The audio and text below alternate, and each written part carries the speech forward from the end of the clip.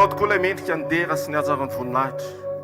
Mety tsy hitany masonay na tsapany tananay ianao, fa enonay kosa amin'ny teny, amin'ny fanatrehanao. Velona ianao ilay Andriamanitra tompony tompo sy mpanjaka ny mpanjaka, dia ilay Andriamanitra tsy to, ilay mandrakizay. Ianao no asandratra sy miamboninahitra eto amin'ity toerana ity. Aoka napaka etondrainao sy ny voninahitrao, ny fahatsaranao, misaotra ny amin'ny fitiavanao sy ny amin'ny famindraponao. Ilay Andriamanitra mendrika, ilay fitiavana, misaotra anao izay amin'ny anaran'i Jesosy. Amen.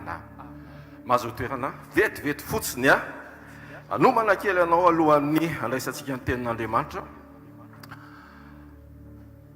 Hainao moa fa ny zavatra rehetra dia noariana tamin'ny teny, ary marina tokoa fa antsika tsy afaka tsy hiala amin'ny tenin'Andriamanitra ny zavatra rehetra teto amin'ity tany ity. Fa ianao midinan'Andriamanitra manokana ary ny volavolain'Andriamanitra, izany hoe misy fifampikasoana mivantana tamin'Andriamanitra.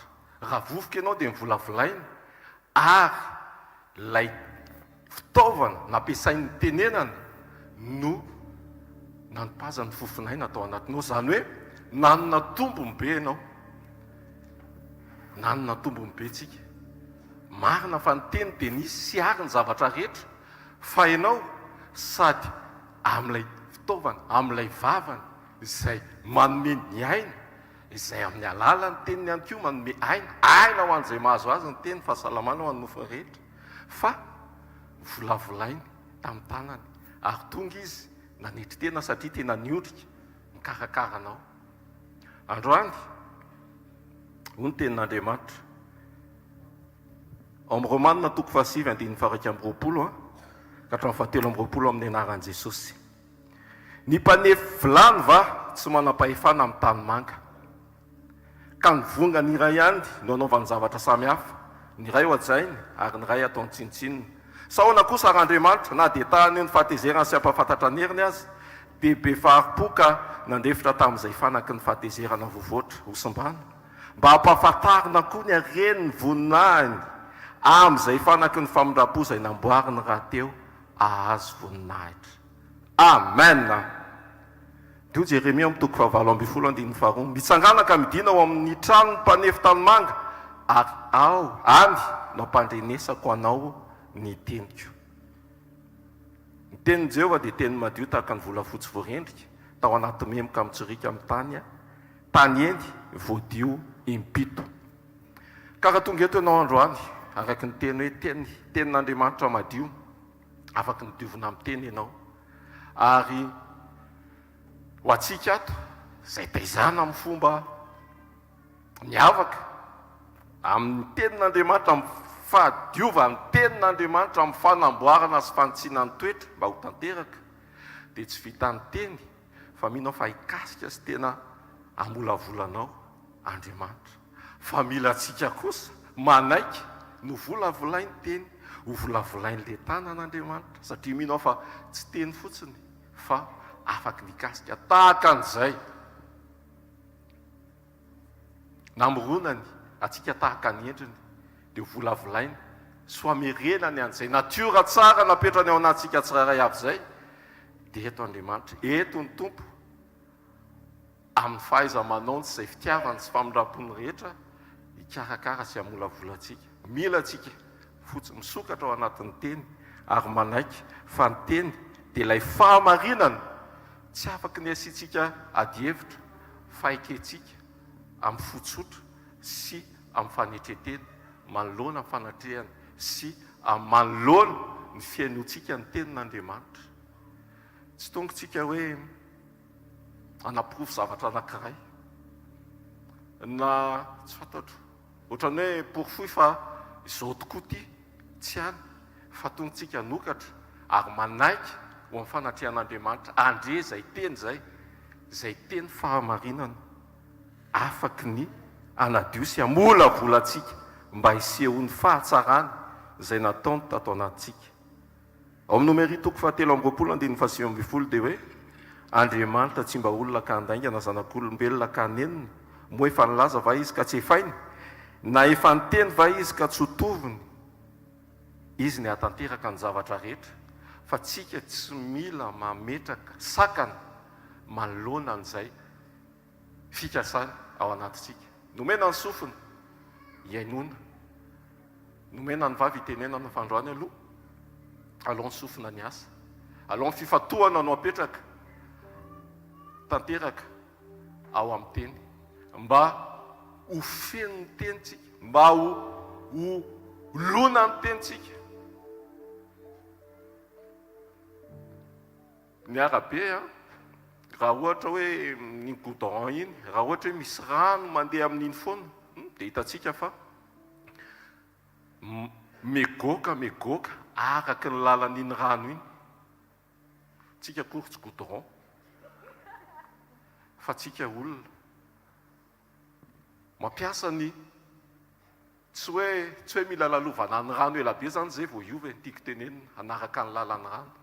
Fandroany dia mivonontsika ampanaiky tsy hanisy sakana andre izay teny ho amin'ny fanitsiana sy fanamboarana indrindra mba hivoahan'ny fahatsaran'Andriamanitra sy ny voninany eo amin'ny fiainantsika. Ndao tsika hitsangana dia vavaka aseho ny fahavononanao aza siana sakana ao an-tsainao ao amin'ny fieritreretana ao amin'ny fonao indrindra fa atao vita anjona tianao ho tanteraka tampoka. Raha eo amin'ny anaran'i Jesosy zany tokoa ny tombavaka zay asandratra sy ambara ny vavanay androany, tsy tonga izay anambarana hiatsaka na nampirofo zavatra anankiray hoe fa maninony tia ny ohatr'izao na hifantoka amin'izay mety manahirana ny sainay. Androany zay tompo aoka hifantoka ary tsy hifantoka fa tsy eo aminao. Misaotra ny amin'ny safidy izay apetraka ao atao anatinay ary zany safidy zany tompo dia safidy ao amin'ny fifantohana andrenesanay sy iainonay ny teninao ary misaotra ihany koa ny amin'ny fanainao masina satria zany no mpanampy lehibe afaky ny tarika, afaky ny anazava, afaky ny aneo atao anatinay ny fahamarina ny teny sy ny fahatsarany teny. Tsy ho tafotoan'izay raha misy teny mipakatra ny anatinay ka tokony hanovanay ho amin'ilay tanjona tsara izay tianao hitondrana anay androany. Mitenena aminay tompo fa vonona tokoa izahay ary manaiky izahay. Anao ny dera sy ny azy ary ny voninahitra mandrakizay amin'ny anaran'i Jesosy. Amen. Tiaka mampetsika ho an'i Jesosy andraisantsika ny tenin'Andriamanitra ihany koa. Alleluia. Ndao tsika no fo fantanantsika any amin'ny lanitra isotra ny mpanjaka ny mpanjaka. Mba fantatrao ve fa ny zavatra tsara indrindra eo amin'ny fiainana dia ny manatombony ianao anatin'ny fanasan'ny mpanjaka. Eo amin'ny toerana anankiray misy lanonana faran'izay tsara indrindra dia eo amin'ny toerana anasan'ny mpanjaka ny mpanjakanao. Hoy izy ny tenin'ny David zay mpanao salamo fa favokisa-pifalinana eo amin'ny fanatrehanao ary eo an-tananao ankavanana misy fafinaretana mandrakizay, fafinaretana ny eo amin'ny fanatrehan'Andriamanitra. Raha tena tratra ny fanahintsika zany dia ho miramira tavitsika sy laza amin'Andriamanitra hoe mbola ho fifaliako hatrany ianao satria mpanjakako Andriamanitra tompoko ilay mikarakara ny fiainako, ilay mahefa ny momba rehetra, Jesosy Kristy mpanjaka ny mpanjaka. Aofaofany amin'ny lanitra ny tanao dia mitenena aminy, ianao ny mpanjakako, ianao ny iriko, ianao ny rehetra amiko. Halleluja.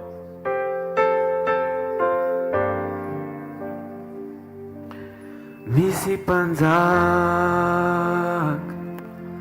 manatriketo sokafiny fo andray azy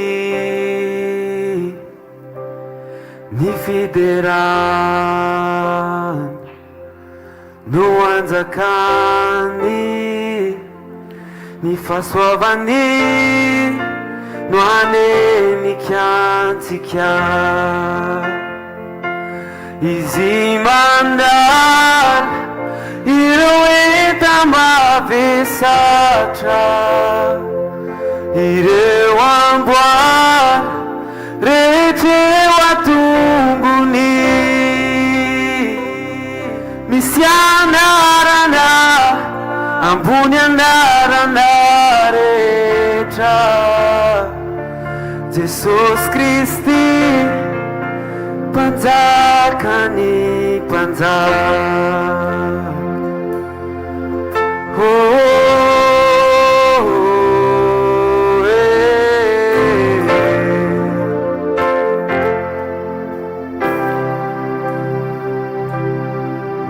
Oazinhas se voninaritra Medikilai nadreswanti Nalivina Nitsanana mike Nifasana Timetazunazi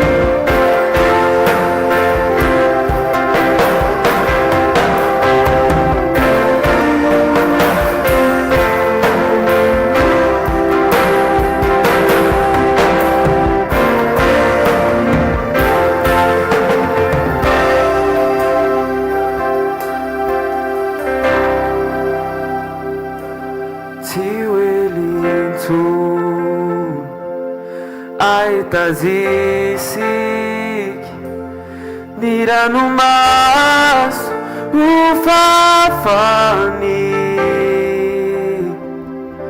wawatanundai utapitanyadi tiwelai nipamutisika izimana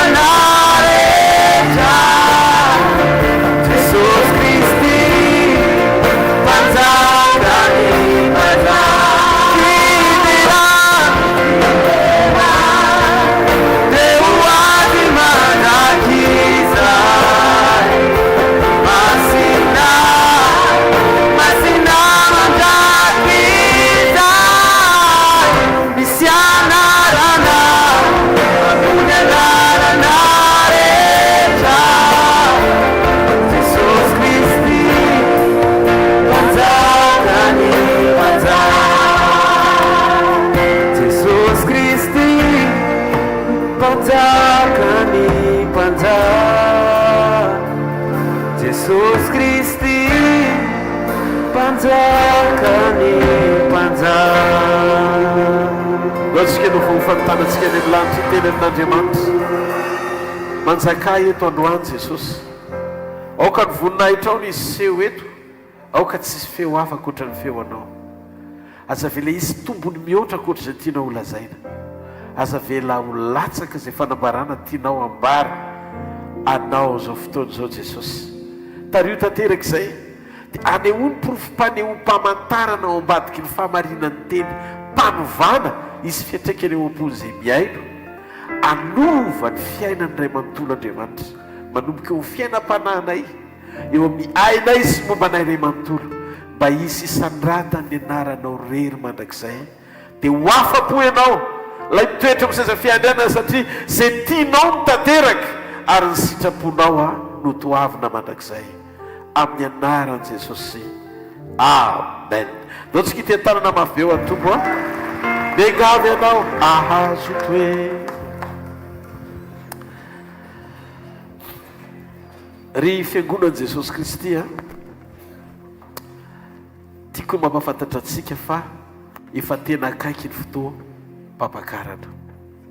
Baiboly dia milaza fa ny fotoana ampakaran'Andriamanitra antsika dia efa mby akaiky noho ny fotoana izay ninotsika azy. Izany hoe fotoana foy mety tampoka dia aneno trompetra io a dia vetivety foana dia hovantsika. Ary izay fotoana izay le rendez-vous anankiray eo anantsika aminy eo amin'ny raha ho any lanitra. Androany amin'ny alalan'ny fanampim-fanahy masina dia hitondra antsika ao anatin'ny fotoana foy a ny hasarobidiny fahafatesanao eo amin'ny nofo maty amin'ny tena ao anaty fiombonana. Maty amin'ny tena ao anaty fiombonana. Jaona Paolo Batisa ny teny ozy izy Jaona hoe zaho ozy izy tsy maintsy miena mietry fa izy tsy maintsy mitombo. Ahoana re zany hoe za tsy maintsy miena izy tsy maintsy mitombo, za tsy maintsy mietry izy tsy maintsy misandratra. Ahoana niseho zany eo amin'ny fiainako? Ahoana ny tonga an'izany fahamarinana zany hoe midomine na manapaka amin'ny alalan'ny fisiko eto an-tany a Andriamanitra.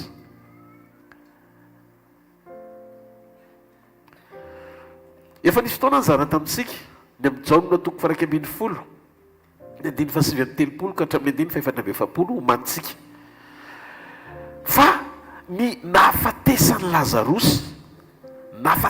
Lazarosy sy nananganan'Andriamanitra azy dia fanehoam-pamantarana ny fananganan'i Jesosy ny fiangonana eto an-tany.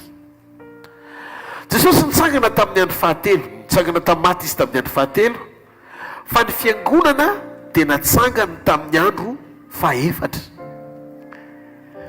Ary zao vanim-potoana iainantsika zao dia tafiditra tanteraka ao anatin'izany atao hoe andro fahaefatra iomanana amin'ny kalandrian'Andriamanitra hiatrehana ny fotoam-pampakarana ny fiangonana. Lazarosy no ese fa ianao manaraka. Ahoana miseho le izy? Rehefa tonga teo amin'ny fasan'i Jesosy dia hoy Jesosy esory ny vato. Dia ozy Marta nabavy maty tamin'ny tompoko, maimbo izy zao fa efefaran'izay. Dia hoy Jesosy taminy tsy voalazako vara fa raha ino ianao dia ho hitanao ny voninahitr'Andriamanitra. Dia nesoro ny vato ary Jesosy dia nanandratra ny masony ka nanao hoe raha eo misaotra anao aho fa efa niaino ahy ianao. Fa raha izany dia fantatro fa miainao mandrakariva ianao fa noho ny vahoaka mitsangana manodidina no ilazako izany mba hinono fa ianao ny naniraka. Ary rehefa nanao izany teny izany izy dia niantso tamin'ny feo mahery hoe ry Lazarosy mivoa. Dia nivoaka ny maty, nisy fehipaty ny tanany sy ny tongony sady voafehy mosoara koa ny tavany. Dia hoy Jesosy tamin'ny olona vao izy ka velao izy andeha. Io dia hoaritsika tamin'ny fitsanganan'i Jesosy indray. Jesosy rehefa nitsangana tamin'ny maty sy nitovy tamin'ny fananganany ny Lazarosy ny zavatra nitranga. Ary ao anatin'io fifampitahana kely io ro fitsangana anankiroa ireo no iaingatsika ao anaty famakafakana ny teny sy fanambarana ny hoany. Jaona toko faharoapolo manoko amin'ny andiny fahaefatra ka hatramin'ny andiny fahafolo. Ary miaraka hazakazaka izy roa lahy ary ilay mpianatra anankiray ny hazakazaka nihoatra ny Peteraka tonga taloha teny amin'ny fasana. Ary no niodrika nitsirika izy dia nahita ny lamba apaty nipetraka teo nefa tsy niditra tao izy. Ary koa Simona Petera nanaraka azy. Ary avokoa Simona Petera nanaraka azy dia niditra tao am-pasana ka nijery lamba apaty nipetraka teo. Ary mosoara izay nafeny lohany tsy mba nipetraka teo amin'ny lamba apaty fa voavalona mitokana.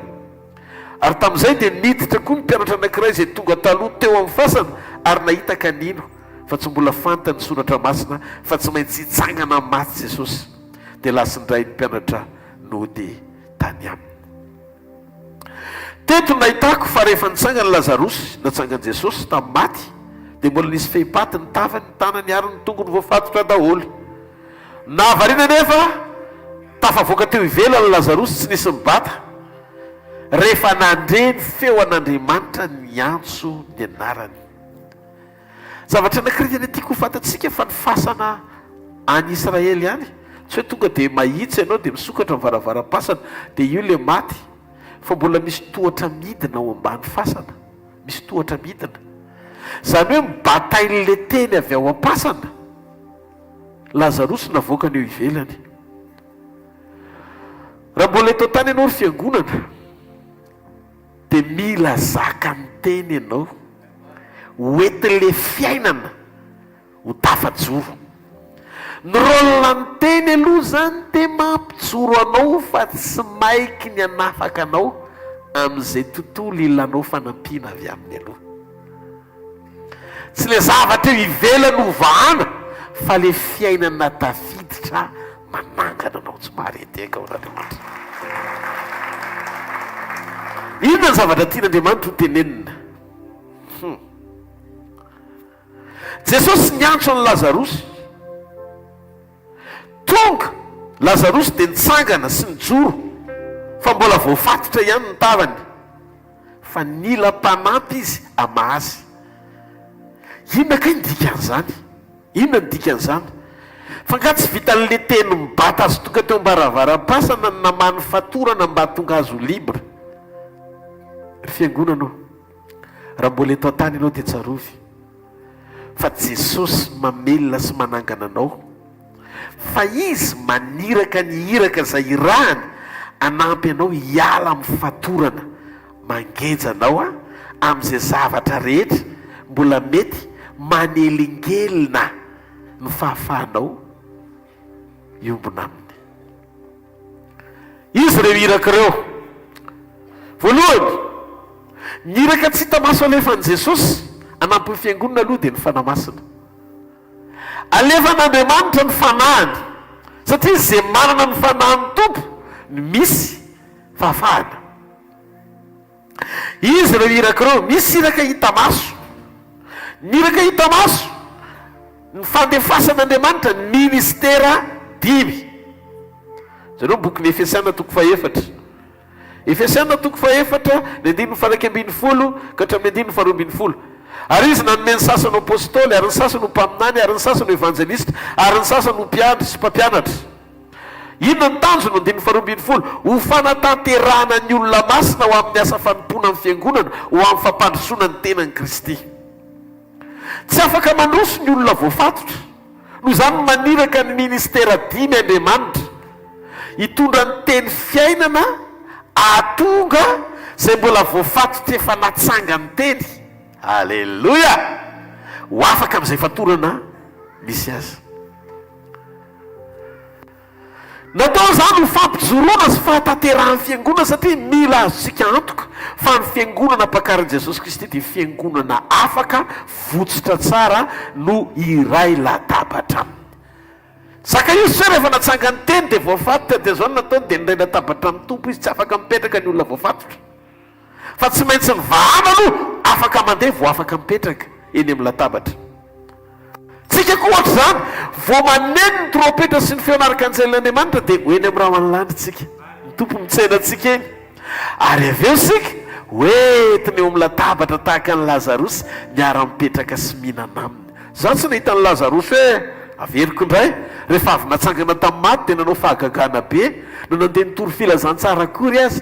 Fa inona ary raha misy ny olona nisitraka fahagagana ngeza be indrindra teto ambonin'ny tany tamin'ny nahatongavan'i Jesosy teto ambonin'ity tany ity, tamin'izany 2 arivo taona lasa zany dia anisan'ity Lazarosy ity izay fahagagana farany sady lehibe mialohan'ny fotoana nanoloran'ny ainy natongavan'ny andro Pasika zany rehefa afaka enemana. Jereo ny bokon'ny Jaune toko 12 dia 1 ka hatramin'ny 12.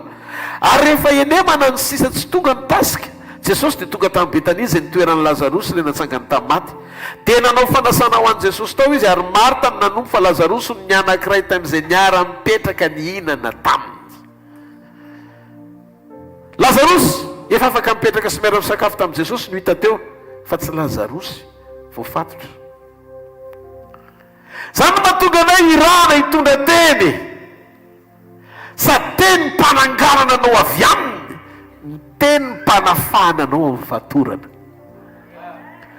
Mahita Lazarosy ao anatin'ity tonjobily ity, voavany fatorana rehetra izay mbola mety mamatotra ny tongotrao, mamatotra ny tananao, mamatotra ny lohanao.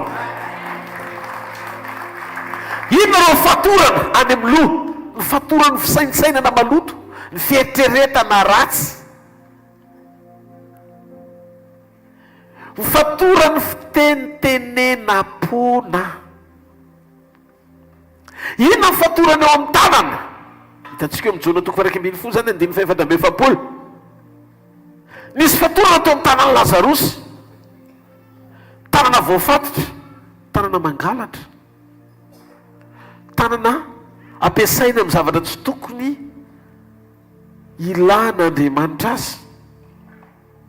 Tongotra manambara momba ny destin na ny anjara voatendry, any amin'izay tondrany tongotra ao anao no toerana andehananao. Dikan'izay rehefa voafatotra ny tongotra tsy afaka mandeha n'aiza n'aiza ianao.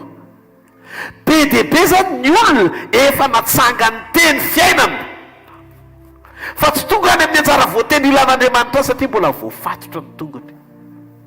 Mitonga anao aiza mandrakandroany ny tongotra ao, fa raha tsy any amin'ny volontén'Andriamanitra mitondra ny tongotra ao anao dia mbola voafatotra ny tongotra ao, satria tsy hifanena amin'ilay anjara tsara ianao a izay tian'Andriamanitra hitondrana anao mandrakizay raha tsy miva zany fatorana zany. Naniraka Andriamanitra androany anankiray amin'ireo ministera 5 hiteny sy hanambara aminao fa ozo ny tompo, efa natsangako izy fandana vao tsy marety akao an'Andriamanitra. Ndana vao fatorana, tsy zano amamy fatoranao, fa naniraka hiteny Andriamanitra nambarany sitrapony mba hatonga ny fatorana iva. Halleluja! Rehefa feno ny fepetra mahatanteraka ny fahafenon'ny fotoam-pampakarina tamin'ny sari-panehoana izay nananganany an'i Lazarosy tamin'ny maty, dia manomboka ny omany Jesosy ao amin'ny lalam-pamonjena ny olombelona rehetra an'izay an'olo tena ho faty, anita ny iraka mahamesia azy ety ambonin'ny tany. Rehefa maty Jesosy dia nitsangana tamin'ny maty izy tamin'ny andro fahatelo. Ahitantsika efa ny fitsanganany dia tsy nila fanampiana izy amany fatorana tahaka ny Lazarosy, fa efa nivaly lamba matona pahitanandry Petera hoe io le izy mivalina tsara, dia le anankiray ary amin'ny lohany le teo amin'ny tavany. Zany hoe betsaka niezaka namatotra azy fa ny mpanafaka tsy mila fanafahana. Alleluia! Zay mahatonga fatorana miorooro voatononona ny anaran'i Jesosy, satria mivao azy tao abasana izy. Rehefa nitonantonana tany amin'i Jesosy le fatorana dia nahazo fananarana hoe tsy atianareo ny mandeha. Zay mahatonga anay mananatoka fa rehefa tononony io anarana io amin'ny finoana sy fahefana, tena atao anaiky an'io anarana io ny karazana fatorana rehetra misy eto ambonin'ny tany. Amen! Otsika rehetra ny ten'Andriamanitra dia milaza amintsika fa tahaka nananganan'i Kristy koa nananganana antsika. Ianao zany rehefa atsangan'i Jesosy ka hovany endrika hitovy endrika aminy, dia manomboka tafiditra ao anaty fanekena tamin'ny alalan'ny batisy ianao, hoe miara-miombona tamin'ny hafatesany, tsy miara-tsangana tamin'ny fitsanganany. Zay le endrika hitovizantsika aminy. Miara-maty tao amin'ny Kristy tsika, nalevina ny amin'ny fahotana, ary natsangana tao amin'ny Kristy tsika ho amin'ny fiainana tsara lavitra. Ianao zany a, ilay endrik'Andriamanitra, Jesosy zany amin'izao manomana ny fiangonana hitovy endrika aminy, manomana ny fiangonana izy hitovy endrika aminy. Io le endrika ao anaty aloha vao mipaka eny ivelany. Dia n'izao zany Andriamanitra dia efa manomana izy ny fahafahatsika misitraka ny fisiny ao anatintsika, satria ny tanjon'Andriamanitra ho atsika dia ny atonga ny fanahiny azo aina ao anatinao.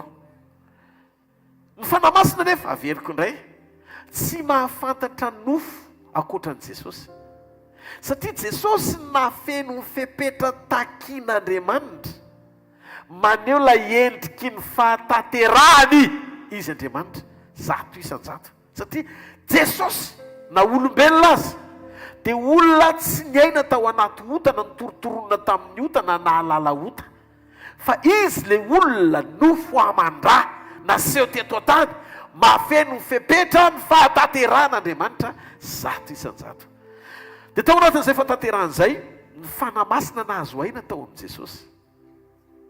Ny fanamasina nahazo aina tao amin'i Jesosy. Rehefa nahazo aina tao amin'i Jesosy irery ny fanamasina dia Jesosy rery ny Mesia mpamonjy nakasitrahan'Andriamanitra nakatoavin'Andriamanitra ary tamin'ny alalany dia nahazo aina le fanahin'Andriamanitra nitondra ny manarana mpamaritoetra tao hoe masina fanahy masina.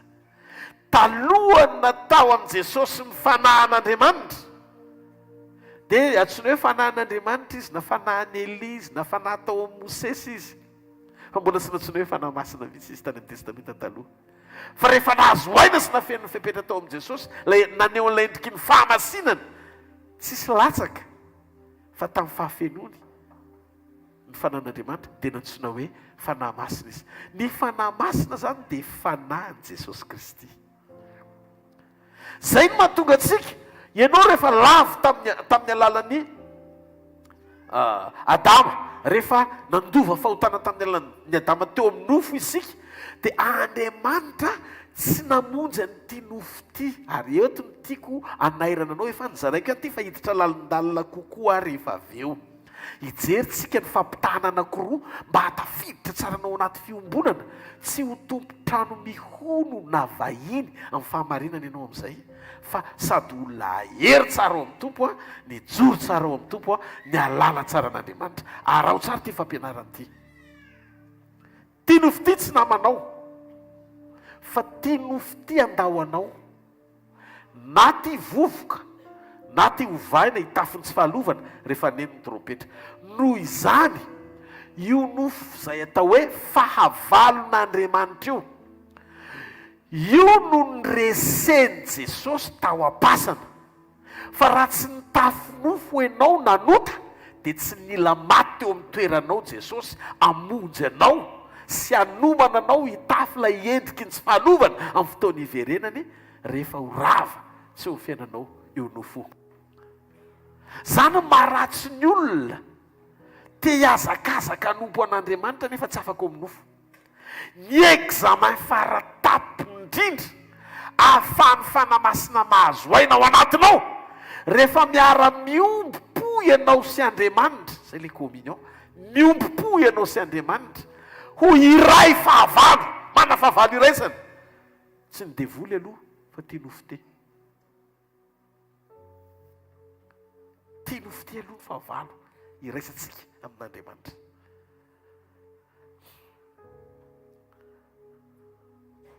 Alleloia.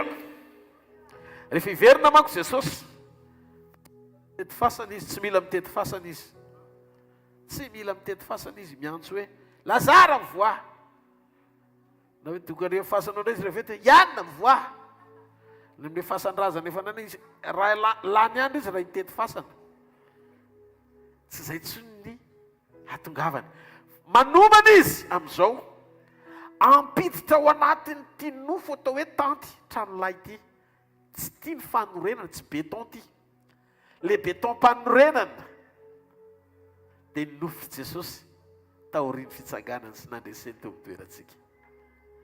Noho izany ino ny kopia sy modèle izy ny santatry ny fitsanganana ozy izy ny Korintiana voalohany tonga dimy ambin'ny folo Paul ny teny amin'izay raha tsy diso a any andino faharoa ambin'ny folo izay daso anie jerentsika vetivety ny Korintiana voalohany tonga dimy ambin'ny folo ny andino faharoa ambin'ny folo ary raha Kristy nitoriana fa natsangana tamin'ny maty ahoana ny ilazany sasany eo aminareo fa tsy misy fitsanganana amin'ny maty fa izy ny santatra misy an'izay mihitsy Kristy santatra tamin'ny fitsanganany tena tamin'ny maty izy ny santatra nantsona hoe voaloham-bokatra. Zareo kely anie azafady misy an'izay pastor amin'ny Korintiana voalohany tonga dimy ambin'ny folo izy fa misy soratra hoe izy ny santatra zany hoe prémisse fiantsoana azy amin'ny teny frantsay na hoe izy ny voaloham-bokatra izy zany ilay santatra izy ny santatra izy ny santatra dikany hoe santatra raha vohita tonga de alefaso etsy amin'ny écran jerentsika izy ny santatra ahoana moa zany rehefa mamoka bary ianao de maka avy amin'la vary voalohany iny ny atao hoe santatra na prémisse voaloham-bokatra nefa samy amin'ny filarany avy Kristy ny santatra io nefa samy amin'ny filarany avy Kristy ny santatra rehefa afaka zany de zay ny Kristy amin'ny fiaviany hitanareo Jesosy zany le voaloham-bokatra izy zany le kopiana vokatra prémisse fa isika le manaraka mitovy amin'le vokatra zany hoe ianao zany amin'ny fotoam-pampakarananao de tsy afy fa avy amin'ilay voaloham-bokatra ihany ny kopia amin'izay hoampakarana rehetra rehefa avy eo avy any an-tsaha azonareo ve mipetraka ilay izy midika fa Andriamanitra zany de nizao melohan'ny fotoam-pampakarana anao de efa mampiditra ao anatinao izy ny avy aminy ny aiza avy aminy ino ny avy amin' Jesosy io ny fanomanany melohan'ny fotoana madiana azy anananao fahatsiarovana ao anatin'ny sainao ny alaliny communion na fiombonana aminy tena hoetiko milamina be fa manaraka tsara fotsiny sika mifantoka tsara hatramin'ny farany de ozy izy rehefa avy eo Jesosy tompo tamin'ny alina zay namadina azy de nandray ny mofo izy tia ny tenako mampiditra ny programa amin'ny fisintenany ho ao anatinao izy de ozy izy tamin'le kapoka tia ny rako zany hoe mampiditra ny fiainany amin'ny endriky ny rahany mboaloboka izy manondro ny rany ho ao anatinao zavatra anankiroa zany ny ao anatinao ny tenany sy ny rany zany hoe melohan'ny fotoana elany de efa nampiditra n'le izy satria androso izy ho faty ary hitsangana amin'ny andro fahatelo ho prémisse zany hoe ina moa zany hoe voaloham-bokatra na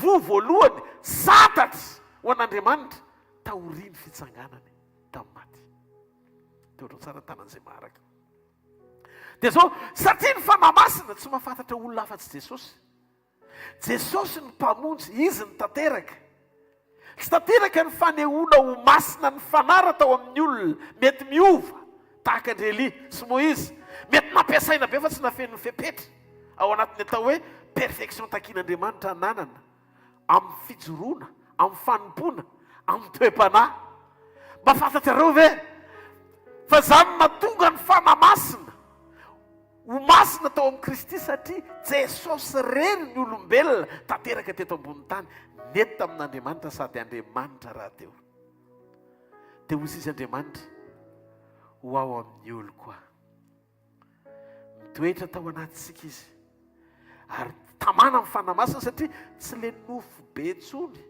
mpanohatra an'Andriamanitra sy mpanota no hitan'Andriamanitra fa ny signany tenan'i Jesosy sy ny rany ao anatinao de mahatonga atsika olombelona manana ny Kristy ato anatisika mendrika hitoerany fanahany lasa mérité sy mendrika ho anao ny hitoerany fanamasina ao anatinao noho ny fisiany Kristy sy ny fahatsiarovanao fa vita fiombonana teo amin'ny alalan'ny firaisanao amin'ny teniny ianao sy ny fiombonanao latabatra taminy zay no mahatonga Jesosy miteny zay mihinana ny nofo sy misotro ny rako manana fiainana mandrakizay ary za hanangana azy amin'ny andro farany mahazoaina ny fanamasina anatisika rehefa anatisika nofo Jesosy sy ny rany de rehefa iverina amin'izay izy tsy mila miantso anao tsony satria efa misy singa-pamoronana avy aminy hitovy endrika aminy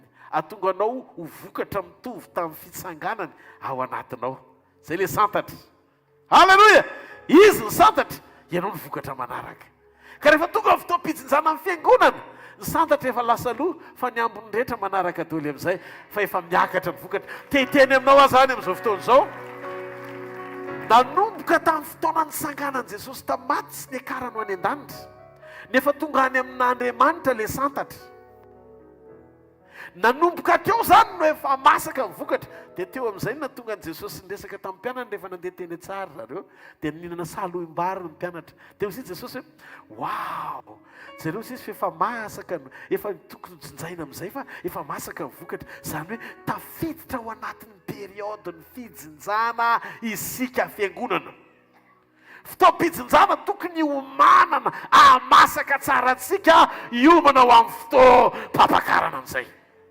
Inona ary ny takiany Jesosy? Inona ny zavatra nandrasan'i Jesosy? Ary inona ny modely no entiny io premisy na le voaloham-bokatra io na le santatra io teto ambonin'ny tany a tokony ho tafin'izay vokatra manaraka rehetra aty aoriana. Namela fianarana ho antsika Jesosy ny aminy fitiavana, fitiavana tsy mba manavakavake, oh fitiavana, fitiavana mifankatiave, mifankatiave, mifankatiave, mifankatiave, mifankatiave, mifankatiave, mifankatiave, mifankatiave. Pariketra hotratrarina dia miakatra ny an-danitra ka nahoana raha mifankatia sahone asipehaka ho an'Andriamanitra. Tonga Jesosy naneho ilay tena endriky ny atao hoe fitiavana. Ary io fitiavan'i Jesosy io le fanoharana ohatra ao anatin'le santatra tokony hananany zanany rehetra. Voalohany mari-pamantarana anao fa mpianatra ianao ny fitiavana. Mari-pamantarana tsy hoe mpitory-teny gaiky be, tena faran'izay enjana sikoizana, mpanompona vita asa be, manonona ny anaran'i Jesosy matetika. Tsy izay ny mari-pamantarana fa mpianana. Na hoe mpanompo malaza be, tsy ao ambadiky ny laza le izy, tsy ao ambadiky ny fampiasain'Andriamanitra le izy, fampiasan'Andriamanitra le izy, tsy ao ambadiky ny fahalalanan'Andriamanitra le izy, fa ao ambadiky ny fo atao hoe mity tahaka n'Andriamanitra le izy. Toy ny ten'Andriamanitra, ny tena fitiavana dia manolotra ny ainy amonjy ny sakaizana. Ny fitiavana zany raha adika ny toe-pitiavana avy amin'Andriamanitra dia olona havita manadino ny tenany noho ny hafa.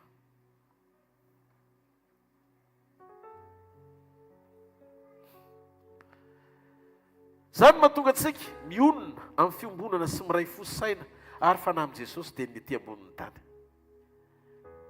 Ahoana pasteur? Mba fantatrao ve fa Jesosy Kristy io le prémisse, io le voaloham-bokatra, io le santatra, io santatra tonga teto an-tany ho modely ho tafintsika io. Ary izy nilaza aoka hozy izy Paoly anahaka ny tompo ianareo. Izy le fahamarinana hita maso natao ho tafina, tonga teny voasoratra natao ho tafina. Izy Jesosy. Satria tsika tsy natao hitady fahamarinana tsy fantatra hoe hiezaka hitady izany avy amintsika, fa ny fahamarinana efa nomen'Andriamanitra hita maso ka nanambarany teny hoe izaho ny lalina sy fahamarinana ary fiainana. Rehefa fantatsika ny marina dia natao hanahaka ny marina tsika fa hitady, fa tsy hitady fahamarinana. Efa natolotra ny fahamarinana atao tafina atao hoe Jesosy. Inona ary zany modely azoko anahafana an' Jesosy mba hampahazo aina n'Andriamanitra ao anaty communion, mampahazo aina ny ray ao anaty communion, atonga hitarafana ny fisiny hita maso eto ambonin'ny tany ka ilazan'Andriamanitra fa Kristy ny santatra ary zandray manaraka amin'ny fotoam-pampakarana sy fitsanganany tena amin'ny maty. Jereo fa Jesosy dia nanaiky ho faty teo amin'ny nofo izy. Tena be dia be ny porofo atao anaty baiboly ary omeko anao amin'izay. Fa tsy nahoany Jesosy ny hovelona ely eto ambonin'ny tany. Tsy nakafika akory izy no fampiasany ray azy, fa maiky ny hazakazaka izy hatateraka ny mission messianique mampamonjy azy. Hoaza vaiko aminao, dia mamiangavy ianao a, toera tsara dia raisy dia teniteny androany. mahafantatra hoe fa raha tokany tsimbona ny ainy aloha jesosy dia peterana azy fakasitrana voalohany rehefa nijoro peterana nohana sy ny teny azy hoe sanatria tsy antra aminao zany ao amin'ny Matthieu toko fahina ambin'ny folo ny andininy fa raiky amin'ny roapolo ka hatramin'ny andininy fa telo amin'ny roapolo raisitsika mihitsy hojerena aloha Matthieu toko fahina ambin'ny folo andininy fa raiky amin'ny roapolo ka hatramin'ny andininy fa telo amin'ny roapolo azafady zao ny vaky ny teny a hitao amin'ny anaran'i Jesosy hatramin'izay vao natorony Jesosy ny mpianany fa tsy maintsy akany Jerosalema izy ho ampijaliany loha olona sy ny lohan'ny mpisorona ary ny mpanorandalàna dia ho vonoana ary hitsangana amin'ny andro fahatelo ny faharoa amin'ny roapolo ary Petera nanohina azy hitanila kely ka ny teny mafy azy hoe sanatria aminao zany tompoko tsy ho aminao tokoa zany ndao ny tsikeritreritra raha misy ny olona tokony ho tianao dia izay olona mirary soanao sy manohana anao amin'ny zavatra tsara eto ambonin'ny tany ary anofo zany hoe ho velonaina zany ny ambony indrindra zany mitsodrano faran'izay tsara indrindra hoe la velona ne ianao dia ho salama amin'ny zavatra rehetra zany mitsodrano faratapo indrindra satria raha marary ianao nefa nahazo tsodranom-pitahiana hoe ho ambinina be ny ianao ary ho fitsosona ny laoka eo ambony latabatra ao tsisy ilana an'izany raha tsy hinana an'izany akory satria nilozany apetit marina sa tsy marina fa ny zavatra ilainao a olona mitsimbona anao mba hoe lavela ary Petera tian'i Jesosy ary anofo koa dia ozy izy hoe aleo ianao tsy maty zany ka fa aleo ianao velona kanefa ny teny nilazan'i Jesosy anazy dia ozy izy Jesosy hoe dia ozy izy Jesosy tamin'izay ny andininy fa efatra amin'ny roapolo ny jerentsika kely fa andininy fa telo amin'ny roapolo azafady fa izy niodina ka nyteny tamin'ny Petera hoe makanesato ivoko ry satana fa fatafotoina amiko ianao satria tsy misaina izay an'Andriamanitra ianao fa izay amin'ny olona tianao ny hevitra anao mba micomprendre anao lazainao fa devoly raha dika sentiment bizarre fihetsem-po tsy normal hitanao tsy fihetsem-pon'olombelona le izy fa fihetsem-po fantoka amin'ny volonté an'Andriamanitra sy ny sitrapony mihoatra lavitra no ny ainy sy ny tenany zany missionnaire tena top mifantoka amin'ny antom-pisina fa tsy mampitodika ny olona javatafo ny ainy ny resaka eto fa tsy fananana aina porofoko aminao ndray faharoa taiza ianao nahita olona tezitra tamin'ny olona miaro azy tsy ho faty zao natoko avalambiny folo dia Jesosy malala amin'ny foko tory aza manafa radôly fa kely ihany ty tsy mijoro vavolombelona eo anatrehan'ny vilia akory fa mame voninahitra anao satria tena ty tsona fa valambiny folo ny andininy fahafolo ka hatramin'ny andininy fa raiky ambin'ny folo avy any le tao hoe Malko niatrika an'i Jesosy brutal ny arrestation tezitra Petera avy any andininy fahafolo ao amin'io tsona toko valambiny folo ary Simona Petera nanana sabatra dia nanatsoaka azy ka ny kapany mpanompo mpisorona ary nafaka ny sofiny akavanana ary Malko no anaran'ilay mpanompo dia andininy fa raiky ambin'ny folo dia hoy Jesosy tamin'ny Petera ampidiro amin'ny tranony sabatra ao mova ny kapoaka ny meny raiko atsy hosotroka tamin'ny voalohany Petera nanakana tamin'ny vava tamin'ny faharoa Petera nanakana tamin'ny sabatra fa reo endriky ny fanakanana anakiroa reo tsisy nazahoany Petera rariny na ray aza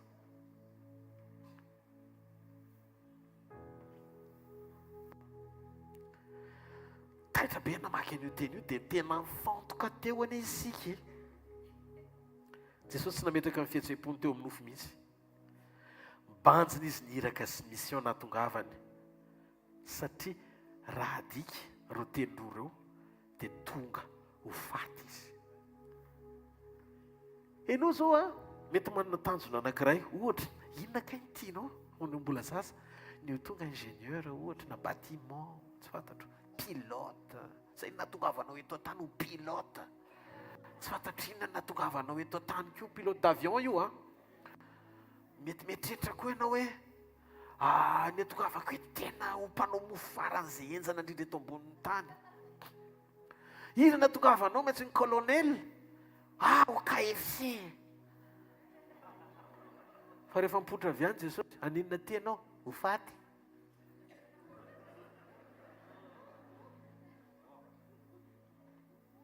Ny antony nahatongavany ho faty.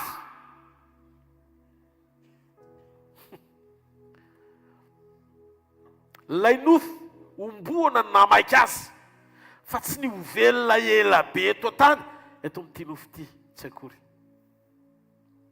Hoantsika izay rehetra manaraka an'i Jesosy dia mila fantatrao fa ianao koa dia mila tonga ho isan'ny olona anankiray tsy velona eo amin'io nofo fa velona ra-panahy ao anatin'ny nofo mety maty hanome voninahitra azy mba hovany hitafy tsy fahalovana avy aminy.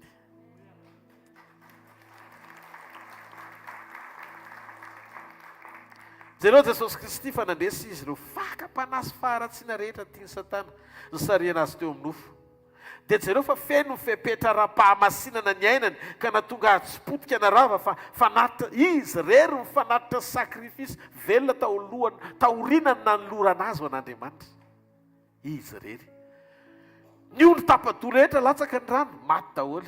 Zay efa natitra rehetra teo alohany natao an'Andriamanitra ny dorany, tsisy miverina. Izy rehetra taorinana nanolorana azy ho faty, mitsangana rehefa avy eo. Fa ahoana? Inona ny zava-miafina ao ambadika izany? Ny rezista teo amin'ny nofo tsy nahapotika an'i Jesosy tahaka ny fahalovan'ny olombelona tsotra. Mety maty. Ny toe-pahamasinany sy ny fahatsarany fiombonany tamin'ny ray.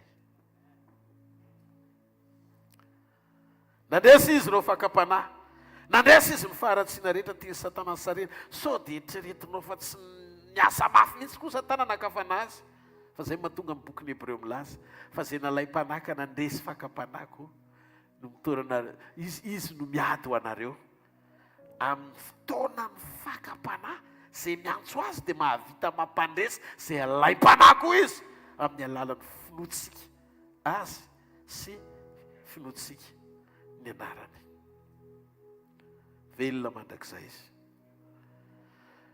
Teteny aminao ary kristianina malalako. Io nofo io dia fahavalon'Andriamanitra hatramin'ny voalohany. Ary izany no mahatonga an'io tsy maharitra mandrakizay satria nandahan'Andriamanitra io.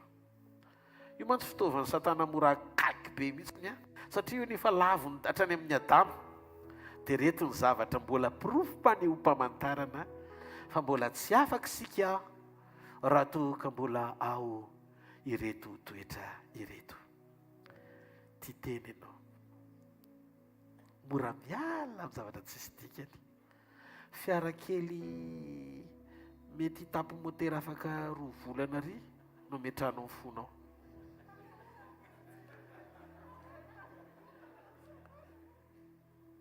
Mamitaka. Manao izay azahoana tombony amin'ny tsy marina.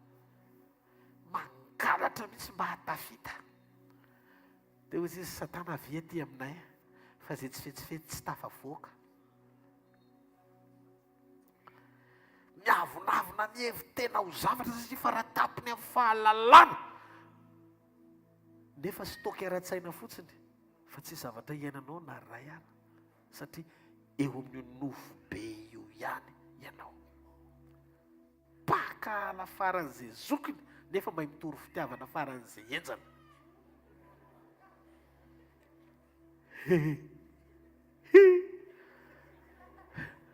Lizy tsy avy amin'ny fahalalana ny izy. Ny zavatra zaraiko eto nie tsy ara-tsaina e. Zavatra ara-panahy ny zaraiko eto. Ary Jesosy Kristy nitorianay. Rehefa hitory an' Jesosy sika dia mily tsika mandresy an'ity nofo fahavalon'Andriamanitra ty. Aza maimaika aloha hivoaka ny nofo hijery sy ny metsiny fahavalo efa resy any ambadika any. Devoly tsy afaka hiditra teo amin'ny fiainanao raha tsy mandresy lahatra anao eo amin'io nofo izy anompo an'io tao izy niditra hatramin'ny voalohany ary tsy mialao izy satria ao foana izy no iganye anao ao izy ny azo anao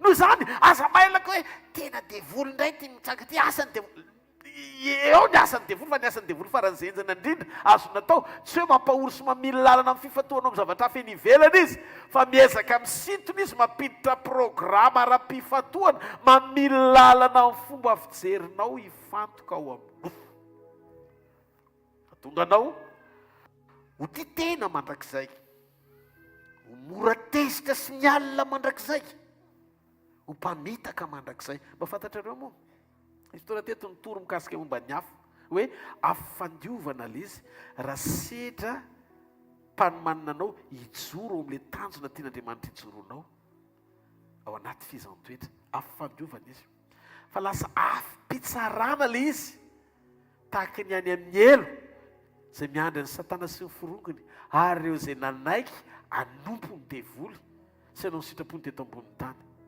zay ny mahatonga n'le afim-pitsarana satria tsy nahomby le afandiovana mandio anao aloha izy fa tsy tonga dia mitsara anao fa rehefa tsy manaiky ianao dioviny dia milatsaka amin'izay ny fitsarana ireo le zavatra hita eo amin'ny nofo Galatiana 5:7-8 fa ny nofo manohatra ny fanahy ary ny fanahy maninona manohatra ny nofo mba tsy mba tonga anareo tsy ahazo manao zay zavatra tianareo raha jerena zany ny fambarina ara-baiboly araky ny ten'Andriamanitra mahakasika ny zavatra voalaza ao dia mametraka fa ny nofo dia fahavalo iombonanao amin'Andriamanitra tanteraka tokony mpinamana nareo sy Andriamanitra hiady amin'ity zany mahatonga ny sekolony toetrato ohatra ny hoe efa tokony azahoana diplôma daholo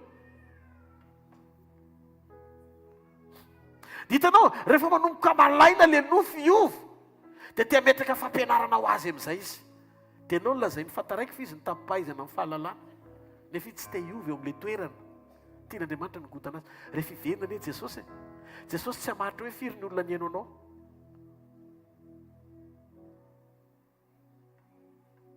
tsisa ny olona mihaino ty resaky ity fa ny olona tena nandray sy ny orona tao amin'ilay teny ary Jesosy le hoavy no efa nilaza fa misy tsy fatany fa spesialista amin'ny fandroana devoly sy maminany donc tsy any amin'ny asana namarinina ny olona fa ny amin'ny ataony satria ny asany manaraka azy raha tsara le izy dia eo amin'ny tompo mandrakizay tsika raha ratsy le izy engany iovintsika raha mbola eto ambonin'ny tany fa ho amin'ny tompo ihany tsika ratrizay satria azadino fa tsy ny fahatsarana tany amboalohany nefa niovy ianao taty aoriana lasa ny ratsy tsy izay nijeren'Andriamanitra fa mety ratsy ianao tany amboalohany fa ny tsara ianao tany amparany izay nijeren'Andriamanitra halleloia dia ahoana ary ny prinsipan'i Jesosy inona ny zavatra nitranga tao amin'ny tompo ary ahoana izany fanomboana ny nofo izany pastera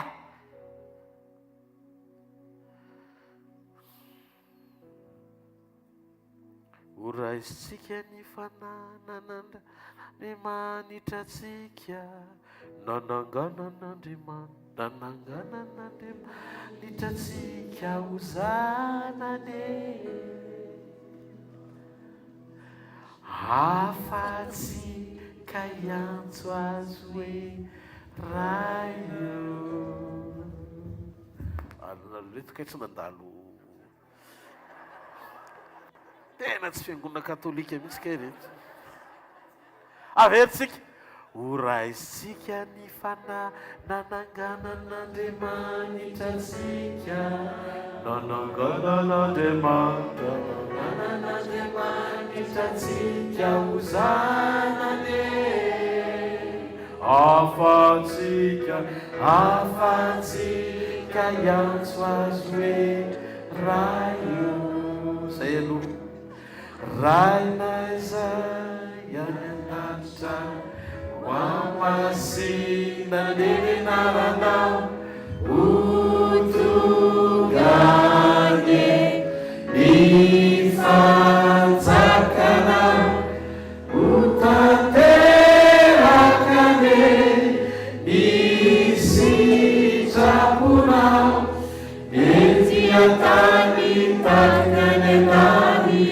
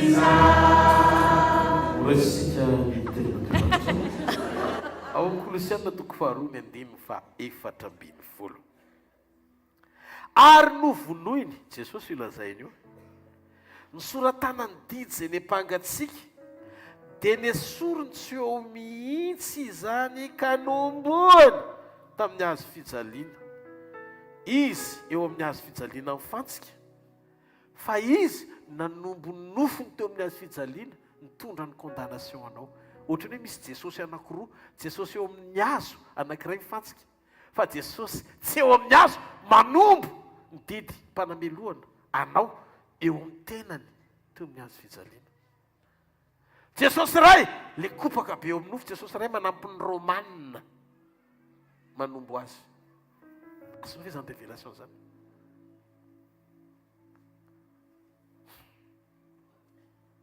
jesosy manampy romanina manombo ny nofony zany hoe mahatonga antsika tsy tokony ho tezitra amin'ireny zavatra sakatsakana ao anaty ady ireny dia hoe mandoto fo be mihitsy ianao satria tsy tianao le olona fa nanelikelanao lasatra nylazainao fa mpamosavy avara-tanàna ho atsimo na ny andrefany dia maloto fo amin'ny zavatra tsisy dikany ianao nefa tokony hisaotra an'Andriamanitra ianao ary rehefa mahita azy tokony menao fanaty izy misaotra anao a mipartisipe tamin'ireny lalina rehetrarehetra ireny mifanefena fa tena nasoany fisianao gaga angamba leo le ary olona meny kadao indray a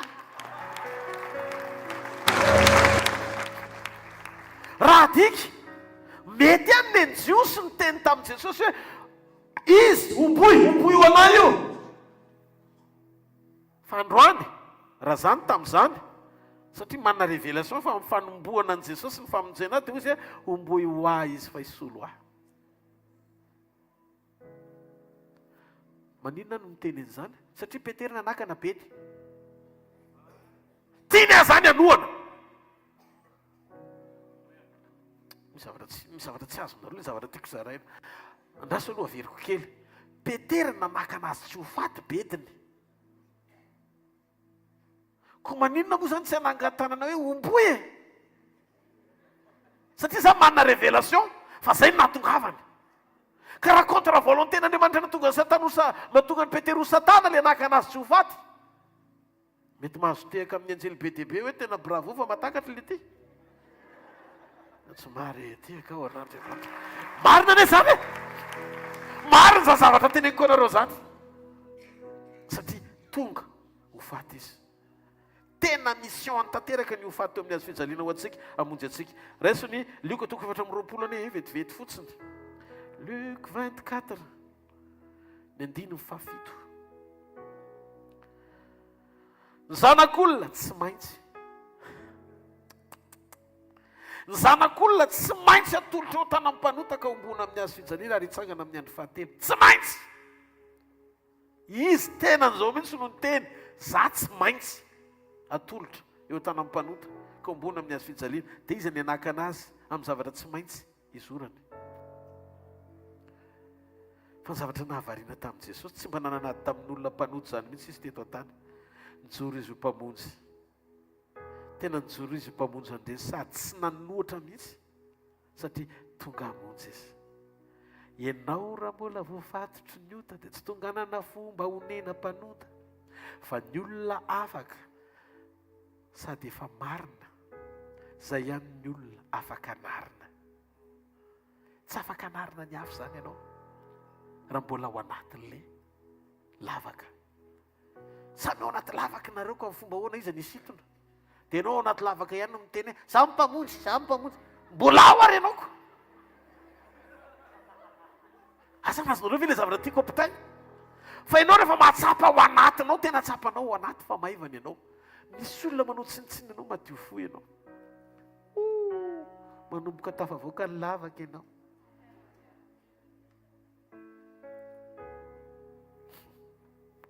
satria zay nivelany ihany ny afaka misitona zay ao anaty lavaka ary ny alalàna fa efa manomboka miafaka ianao dia mizara fitiavana io zany tena mampiavaka an' Jesosy teto an-tany fitiavana onena izy mahita marary onena izy mahita jiosy mivembena tsy ohatran'ny olona tsy manana ialofany zany reto zanako reto raha eo vavaka ho an'izy ireo tena olo ny fitiavana fo mijery an' Jesosy ianao za efa nisy fotoana ho amin'i Jesosy ny voninahitra tsisy antonijoroako an'izany eto amin'ny alitara raha tsy niainako zany nanona fotoana nahita an' Jesosy ohatra nahitany Paoly azy tsy afaka tsy hijoro an'izany fa tsy ny expérience nananako akory nitoriako aminareo fa teny fanorenana tsara lavitra noho izay hitako fa mba hijoro fotsiny aho tamin'izay endrika nahitako azy rehefa Jesosy miteny zavatra anankiray fotsiny izy zany Jesosy Kristy avy any Nazareta zany miantso anao hanompo ahy zay teny zay fotsiny fa raha miteny zany Jesosy hoe sotro dite ianao ohatra fa io fonao io mangorangorana be tokony ifona tamin'iraha tsisy idiran'le sujet tsisy ninino io tsy tonga iteny aminao akory hoe nanotana tsy manitsy anao ny fahadisoana be zany Jesosy tsy ohatra tsika eto amin'le sekolina toetra miezaka milokalize nzay zavatra tokony hovonoina tsika mantsy a mila fanampiana dia maniraka Andriamanitra ny ministera dimy ao amin'ny fanatanterana sy fananganana donc hitako pitsony rehetra fa Jesosy rehefa tonga eo aminao tsy mba mitsikera zany izy tsy manisa eloka zany fa ohatrany hoe renao fotsiny présence ny tonga dia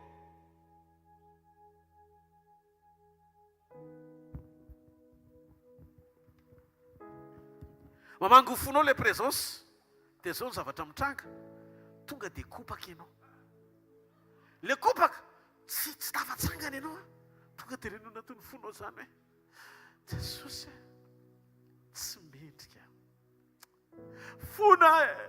fona tsisy idirany fa tonga ianao dia mifona ho azy satria eo anatrehan'ny fahataterahany fa inona ny mahatonga an'izany eo amin'ny fanatrihan'ny fahataterahany ianao dia voasasy manaisitra ny tsy fahatateranao rehetra ady ara-panany seho ny fandresen'ny tanteraka mihoatra lavitra noho ny ainany teto ambonin'ny tany roa rivotaona lasa no natonga azy nanaiko ho fatsy satria raha tsy maty izy dia tsy vita amin'ny famonjena noho amin'izay inona ary ireo endrika anisan'ny satonany kely ho an'ny fianaratsoa izy ity mpitsara toko 110 mpitsara toko 110 jerentsika vetivety ireo endrika naseho teo amin'ny Kristy manondro an'le tandindona mpitsara toko 110:7 hojerentsika ny azafady ka hatramin'ny 7 hoe mpitsara toko 110:7 ka hatramin'ny 7 dia Samsona amin'io efa avy nanota dia mipitsery ny Filistina masony jamba zany izy io dia nisy ny tantanany Dalila izy eo amin'ny andry anankiroa hitanareo le pily anankiroa ohatra zao somary ngezangeza ihany ireo dia mivavaka izy teo dia ny tanany Samsona ny andry anankiroa teo afovoany izay nanohana ny trano ny anankiray tamin'ny taniny ankavanana ary ny anankiray tamin'ny taniny ankavia ka niankina teo izy dia nandiny fa 30 dia hoy Samsona aoka hiara-maty amin'ny Filistina dia nezahany mafy ka dia nianjera tamin'ireo andriana sy ny vahoaka rehetra zay teo amin'ny trano zany ary ny maty izay ny vonony teo amin'ny nahafatesany dia be lavitra noho ny vonony tamin'ny fotoana ny ainany dia jereo amin'izay hitanareo ino ity fahamarinana ity tamin'i Jesosy koa dia ohatr'izay mihitsiny reo andry anankiroa reo ny ankina ny tranony filistina dia fahotana mpanota ny teo akavanan'i jesosy mpanota koa ny teo akaviany fa zao rehefa narotany le endriky ny tanany samsona manona ny avisy avanana maneho ny azo fijaliana tsy marety akao an'andriamanitra ao ventsika maneho ny azo fijaliana rehefa aloha meo ihany le zavatra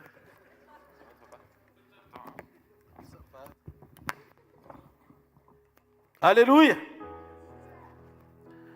natao teo amin'ny andry anankiroa ataoko tsara mihitsy le paozy ao azo fijaliana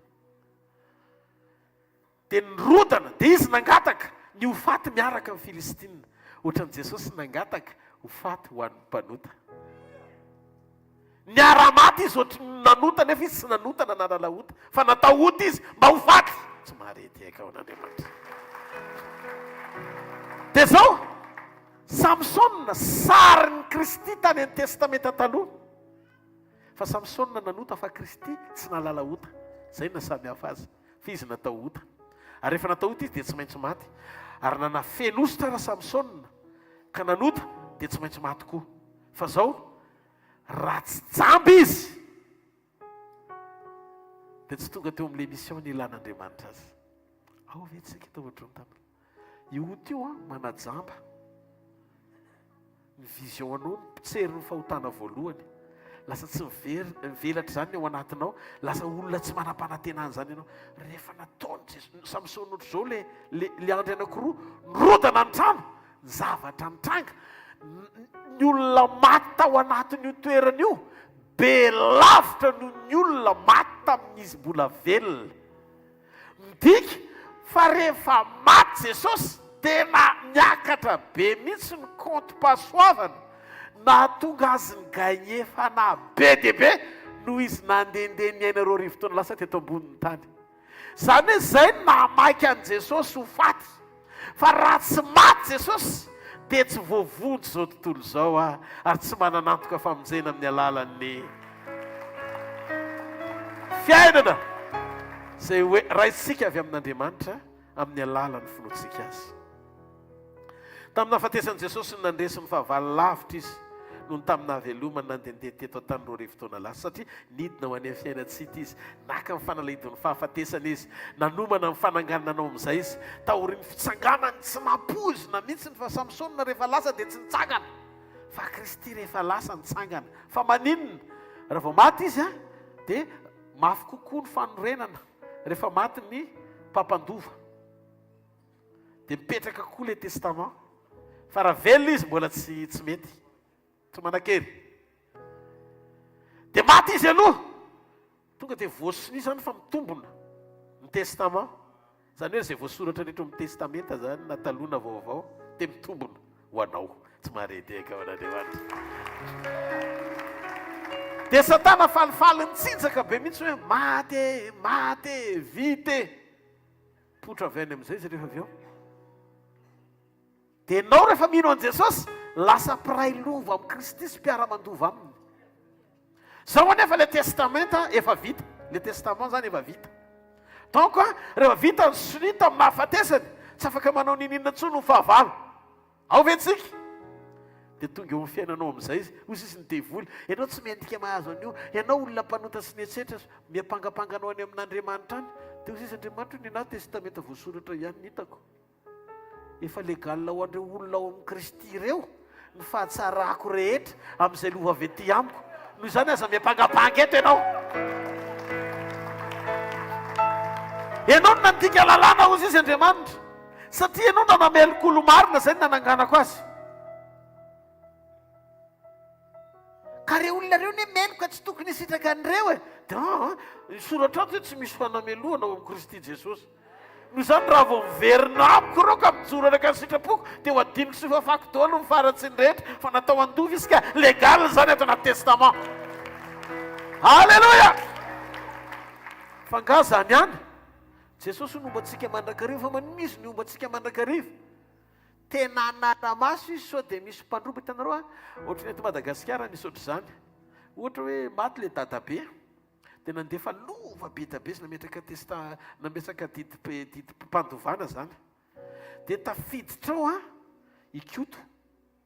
ikoto anefa zany mbola kely fa manana dadatoa koto dia napetraka tamin'ny dadatoa le lovany koto kaina viliny dadatoa ho anazy le izy fa tsy meny any koto rehefa lehibe koto dia miahako koto hoe arezany fananako efa naoty ny dadabe ary raha misy faran'izay ratsy indrindra mampiasa ny olona amin'izany dia ny devoly dia mitsotra aminao fa ohatr'izay mihitsy ny tiany atao amin'ny olombelona na dia eo amin'ny kristy aza le olona fa ny antony tsanganan'i Jesosy manara-maso mihitsy izy fizotrany zay no tonga azo momba antsika mandrakariva manara-maso izy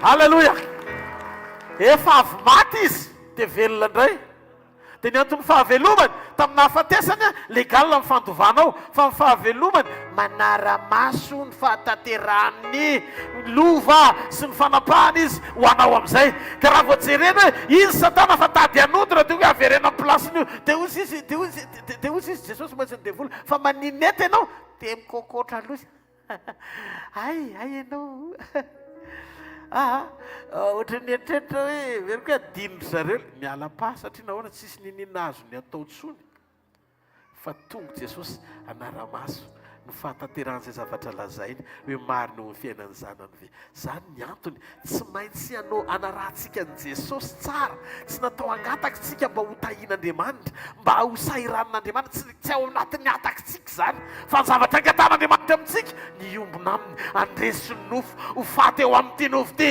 mba hatsangana hitovy entika aminy atonga ny fanaraha-mason'Andriamanitra amin'ny lafim-piainao ray manontolo ho tanteraka tsakany sy andavany fa arakaraky ny mahafaty anao eo amin'ny nofo ny azahoanao tombony ara-panahy ao aminy satria ny exploitny tamin'ny hafatesany dia ambony lavitra noho ny tamin'ny fotoana ny ainany teto ambonin'ny tany ianao koa ohatra zany ianao koa ny ohatra zany manombony manamboamboatra toetra sy bebe fitiavana eo raha tsy te hita soa manombony tena mandefindefitra ohatry ny resy zany eo amin'ny fiainana hita maso ny olona rehetra manondromolotra anao le ampopoti ny devoly atao hoe eo asio miadio anao miadio aza miado anao eo ane fa mangina fa izy mihitsy ny teny tonga dia mamaly anao amin'ny exode 14 izy nareo angina fa za hiady ho anareo halleluja satsy halleluja halleluja satsy halleluja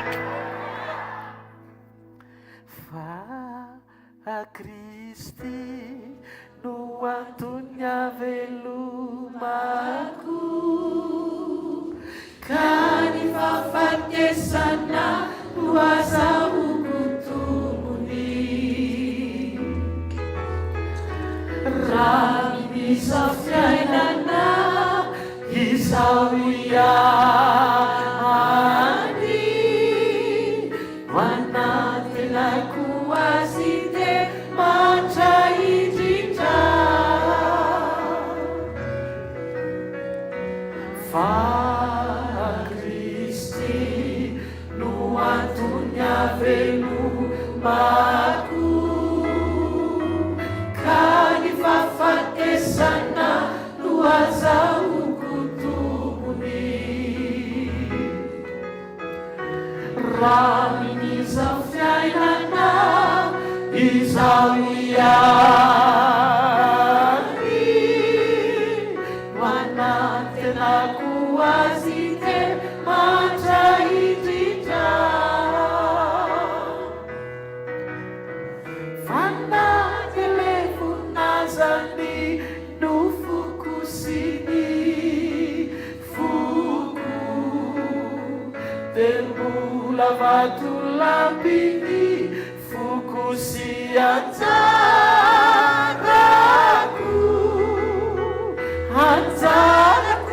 manakizay ianao andriama halitro fa mamiko ny eo any lanao halleluja ry kristianina avako malalako ao amin'i Jesosy mora makany an-danitra fa tsy mora ny miala amin'ny fahazaran-dratsy. Mila ny fanampian'Andriamanitra isika. Mahafantatra ve fa matoa tonga fahazarana le izy dia navelanao fiainana le izy. Zavatra anankiray nitakian Jesosy amintsika, mila mianatra isika miaina amin'ny fahazarana tsara. Mizatra tsara fotsiny ianao, meko anao secret kely fotsiny dia marana ihany eto. Amin'ny fotoana isehoan'le zavatra tia naisitra ny fifalianao sy ny fiombonanao amin'Andriamanitra, renao mihitsy le izy tia naisitra ny fifalianao sy ny fiombonanao amin'Andriamanitra le izy. Tia naisitra ny fifalianao sy ny fiombonanao amin'Andriamanitra le izy. Misy feo tonga deninao mihitsy ny katrafo ianao, miakatra ianao. Ohatran'ny misy avy teny Ambavafo zay, ohatran'ny mitamboly. Asinareo na misy an'izany. Ohatran'ny mamaivay zay dia tik misy pisy zany fa ohatran'ny midobodoboka zany no fo. Dia ohatran'ny enonao mihitsy, asinareo na mba tratra, ohatran'ny enonao reny le sary amin'ny dessin animé hoe midonaka. Ohatran'ny zavatra, ohatran'ny bouffée de chaleur, ohatran'ny miakatra. Rehefa tady tranga iny dia tsy ho fanamasina. Tia indray le zavatra Jesosy. Tia indray le mitady atonga hiady ho an'ny tenako.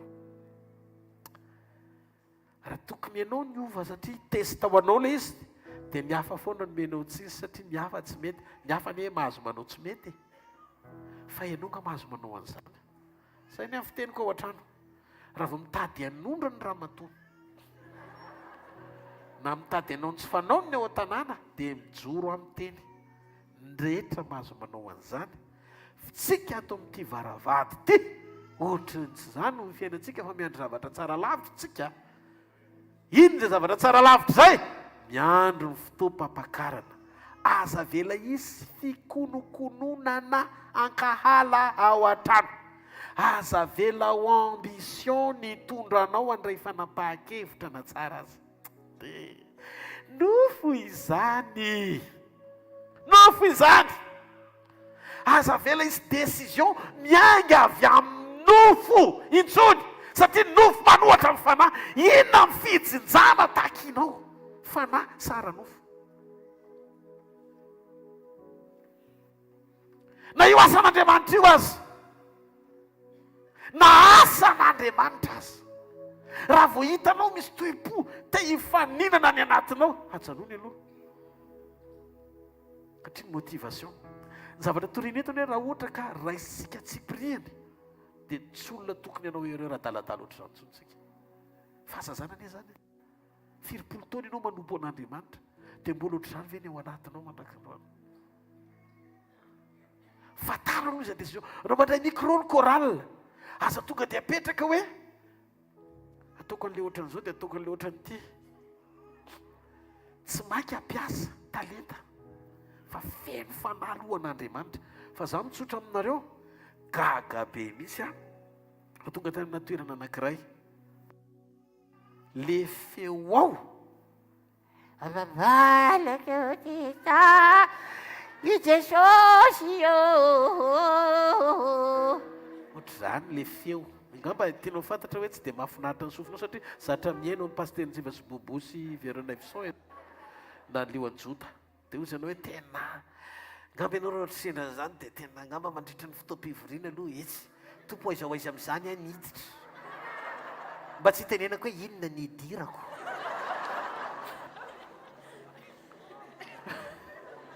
Fa mitsotra aminao, tonga tao amin'ilay toerana ako. Anjaka ny fitiavana ilay toerana. Fa zareo kopaka tena feno fanahy masina be misy.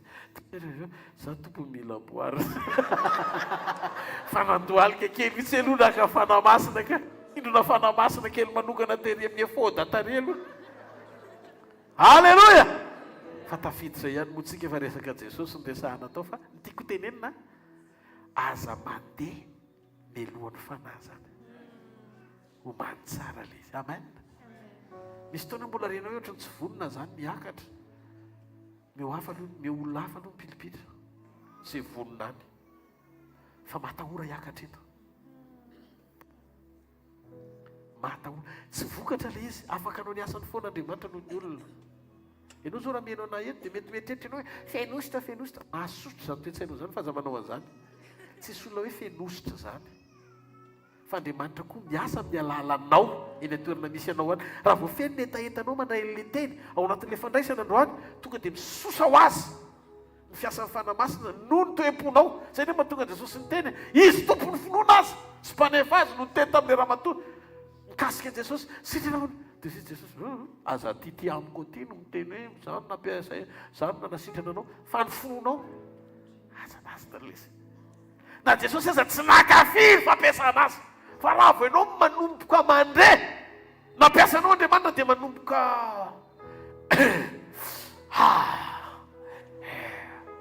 ohatra niny koa ny alanao aina raha tsy mitandrina ianao pastera ranga masika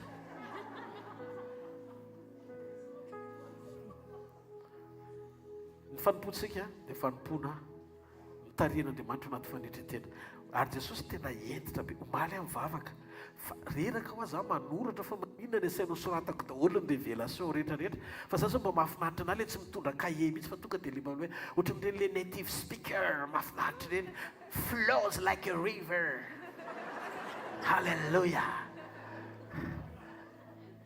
azonareo fe apetraka ty orateur tsy mitondra cahier fa ozy Jesosy John nanasaiko nanoratra ny zavatra napahitako azy satria soratra tonga archive dia zao lazain'i Jesosy ho an'ny fianaran-tsoko izy ty fa zany hoe lasanao kely ozy Jesosy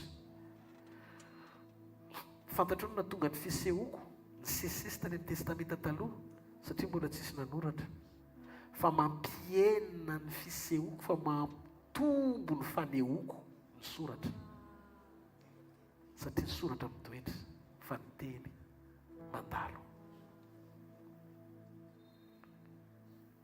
taitra be ary zay zany no asainao andratako ny zavatra rehetra vizana mihitsy ty tanako ty manoratra dia hozy Jesosy zay indrindra dia tsy nahenontsony arehefa avy aho sangany amin'ny toerana misy ianao ao foafainy amin'ny lanitra ny tanao dia misora azy amin'ny fonao manontolo makasitra azy amin'ny fananao rehetra makasitraka anao ny amin'ny teny fiaina zay omenao anay Andriamanitra misaotra ny amin'ny fananganana anay ao anatin'ny tontolo feno voninahitra ampianaranao anay ao anatin'ny sekoly ny fanetretena iombonanay tanteraka amin'ny fahamarinanao Jesosy tena mila anao ny fiainanay mila anao ny ao anatinay halleluja ianao no ilay ianao no iriny foko ianao no ilay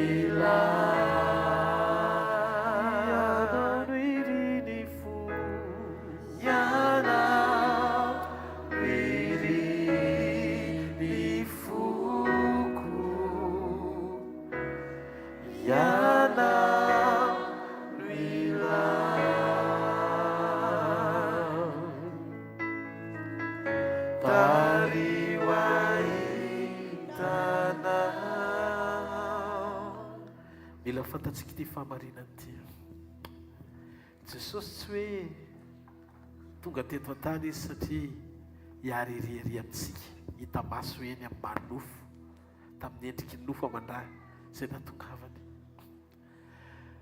fa izy dia laza fa lanitra ny seza fiandrianany mahafantatra hoe lanitra midadasika be eo fotsiny seza dia mipetraka izy lanitra ny seza fiandrianany dia ty tany rehetrarehetra ty hatrany États-Unis eny continent dimy ny ranomasina tany maina zany ataony eo ny tongony tany fitoeran'ny tongony dia rehefa mba te hanasa tongotra dia ranomasina ny kobanany azonao angamba ilay zavatra tiako toerany tongony goava meohatra niza loatra re zao Andriamanitra zao ohatra nizy ny ankezany tsy tapesipesena ny fahalehibiazany mendrika loatra izy ary tsisy toa azy amin'izay Andriamanitra zany mahatonga antsika manaiky ny fahalehibiazany amin'ny mavoary kely sy bitika atsika dia mila manana fotsika maka ny endriny amin'ny fitiavana dia aseho ny fitiavantsika amin'ny lalantsika aseho ny fitiavantsika amin'ny manodidina atsika ary indrindrindra aseho ny fitiavantsika azy fa zao anefa rehefa tonga monjy ianao izy dia lasa nanena ny tena ny rangezabe ohatra zany izy hoe lanitra ny seza fiandrianany dia lasa olo loatra antsika izao ka hoe lava farak'izay lava angambo Jesosy eo amin'ny 2 mètre 60 ataontsika hoe 2 mètre 30 eo ohatra na tsy zany akory ary lava tanaky David izy ataoko David olona fohifohy maka marge indray zany any amin'ny 1 mètre 90 ohatra raha farafalava zany kanefa raha zany angezy zany na 3 mètre na 4 mètre ary mbola niena be misy raha hoarina amin'le lanitra ny seza fiandrianany zany hoe nienietry izy na nientry teny hitovy aminao naka niendrika ao dia niara-nonona taminao dia tritretiny hoe olona manam-pahefana avy any an-danitra any tonga eto ambonin'ny tany azo ason'ny olona na mpianany ara ny teniteny foana taminy fa tsy mba tezitra zany izy ry Filipo zany no miresaka aminy dia mahavary nefa dia tsy mahalala fomba koa ny rangaty Jesosy mampianatra hoe ary ny ray dia ohatran'izao bokin'ny Jean 14 tonga dia miafy ny Filipo ao ambany hoe asy hoene ranga ny ray dia amponay izay ohatra zany no fataon'ny Filipo zatra ny Jesosy loatra Filipo teo izy Jesosy sady namaly izy ny tsy tezitra tsy hoe ilay miakantrafo reny mangina faroasika eo tsy ohatra zany zany Jesosy tamin'izy teto an-tany hitanao le izay le fanoharana hoe hitarafana azy inona ny teneniny Filipo malefaka efizay ve nitoerako teto aminareo dia mbola tsy fantatrareo ihany mba tsy tenenako hoe hony dada zany eo amin'ny ray ary ny ray ato amiko rehefa nahita ianareo dia nahita ny ray mbola valiny ampitiavana ny sasany ray indray izy mba manao fahagagana sambatra any amboaka ny tonga dia nahiratra kina navaliny sasany fa izany nanota na isany reny sa io olona io na tonga zamba sady miafina ihany Jesosy tsy miteny hoe azo mametraka fanontaniana verana oatra zany amin'ny fomba hoana moa ny tonga ny olona any amboaka anota tsisy an'izany fa mbola mamaly izy tsy ny ray ny nanota na ny renina izy ny nanota fa nehoana ny voninahitro zao zavatra malefaka matody fangazany ihany vai matory Lazarosy saraiziko fandeha amo azy hozy Tomasy verena fa miara-maty amintsika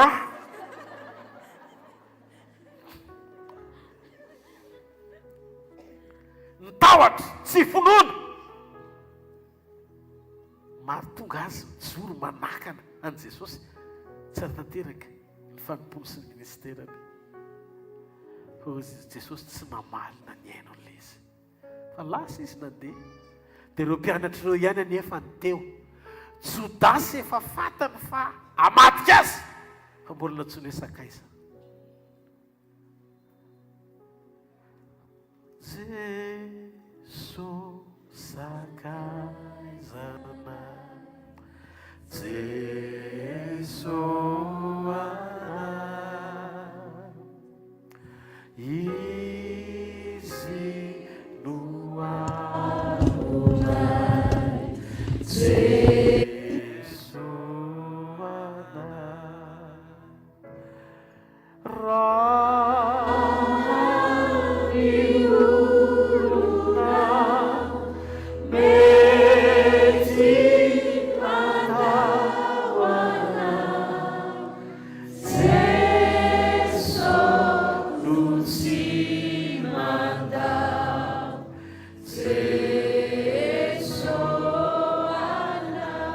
mangataka anao akipion'ny masonao Jesosy fotoana zao fotoana hiranay aminao, fotoana hijoronao eo anoloanay, fotoana anasanao anay, fotoana amelaranao latabatra eo anoloanay.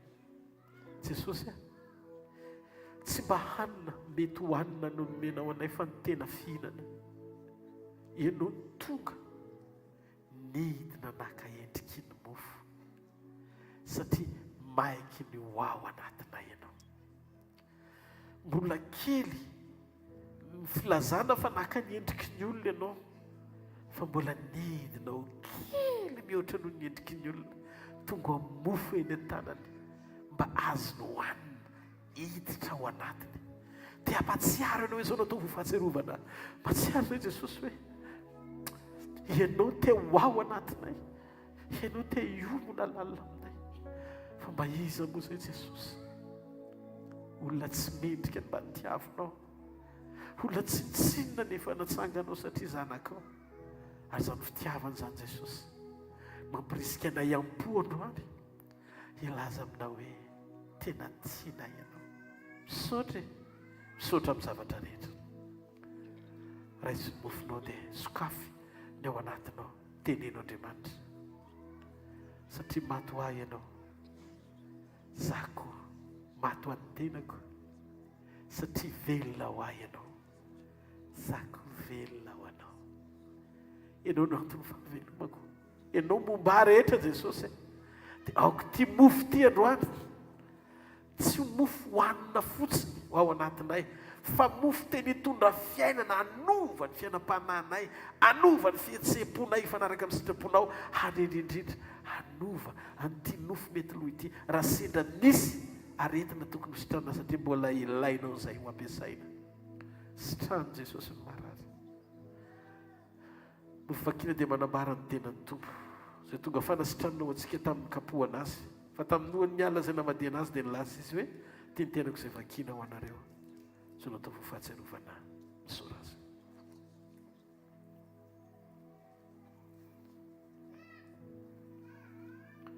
Tako izany koa ny kapoaka izay misy ny rano manomboka, maneho ny rano fanekena izay nalazatsika famelana ny fahotatsika. Fa nao viana ontsika mihinana mofo sy misotro amin'ny kapoaka dia manambara ny nahafatesany manam-piaviny indray ampagandratsika ho ao aminy. Misora azy.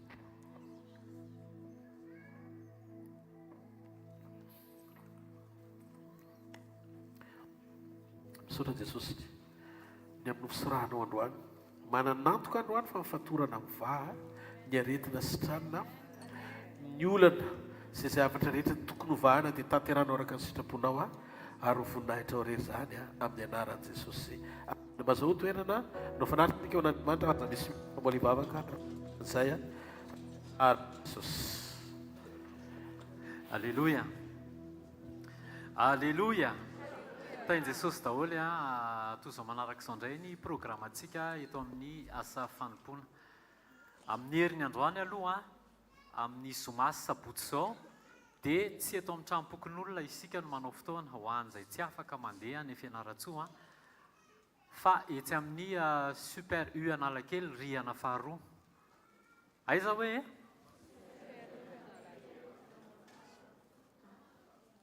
manomboka amin'ny valo izany amin'ny sabotsy fa niova kely ilay filazana lasana iny, tsy amin'ny fito fa amin'ny valo ny sabotsy, fa ny zoma hariva amin'ny 4 ihany. Programantsika latsinainy talata larobia, latsinainy talata larobia tsy misy sekoly satria 26 juin, latsinainy talata super U Analakely amin'ny 7 hatramin'ny 9 sasany, rihana faharoa. Dia latsinainy sekoly famana olana, talata sekoly fanasitranana. Tongava vakansa izao ny ankizy dia raha afaka dia tongava mandray teny. Dia ho an'izay rehetra andeha fianaratsoa dia tsaratsara miaraka maka instruction etsy amin'ny ambassadoretsy daholo ihany mikasika ny fiangana sy ny rehetrarehetra sy ny charge tokony ahafahana miatrika an'izany. Na mitondra tomobile manokana ianao na miaraka amin'ny fiara izay iombonana dia tsaratsara mijanona daholo, dia ny ambassador koa izany mijanona rehefa mirava. Fanamariana manokana ho an'ny olona izay manambady ka te ho andeha ho any fianaratsoa dia misy autorisation, misy taratasy zay mila fenonao dia autorisé ny vadinao le vehivavy mandeha ny fianaratsoa zay vao afaka mandeha. Alleloia, alleloia.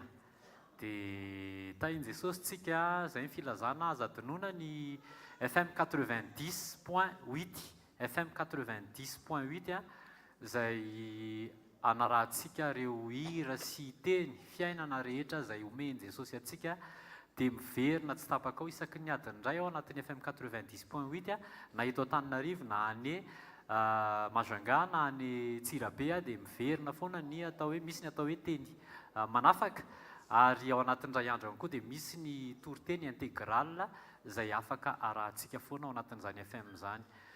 Ny programa rehetra eto amin'ny asa fanompoana le fotoana ohatran'izao zany dia mandeha direct ao anaty Facebook sy YouTube. Raha YouTube dia HVKL-mission no tapenao dia hitanao le izy fa raha Facebook kosa dia HVKL mission events no tapenao dia mivoaka ao anatiny ao ny direct rehetra rehetra. Mino ako fa nitain'Andriamanitra tsika tao anatin'ny teny, ndao androso hatrany. Amen zany sa tsy amen? Amen. Betsaka ny zavatra nitenenin'Andriamanitra teo tamin'ny alalan'ny mpanompony ao anatin'izany dia miara mijoro tsika mandroso hatrany misotra makany amin'ny fahatanterahana. Ndao anitsy ny fomba fiatrehana fiainana tena hoe miaraka amin'i Jesosy atomboka ao anatin'ny tokantrano le izy. Mora no mizara ety ivelany fa ao anatin'ny tokantrano tena dia raha i Jesosy fa manomboka androany mety daholo isa tokantrano. Ndao aloha hitehaka mafy ho an'i Jesosy. Amen. Dia zay ny antony andehanantsika eto hoe mandray an'izay teny zay dia mandray fanafana ao anatin'ny teny. Amen. Saiko ianao hitsangana ndao tsika haninjitra ny tanantsika eto amin'ireto box ireto. Aso aloha tafapetraka tsara dia ahendritsika amin'izay ny tanantsika. Zay ndao ary vavakitsika raha amin'ny anaran'i Jesosy.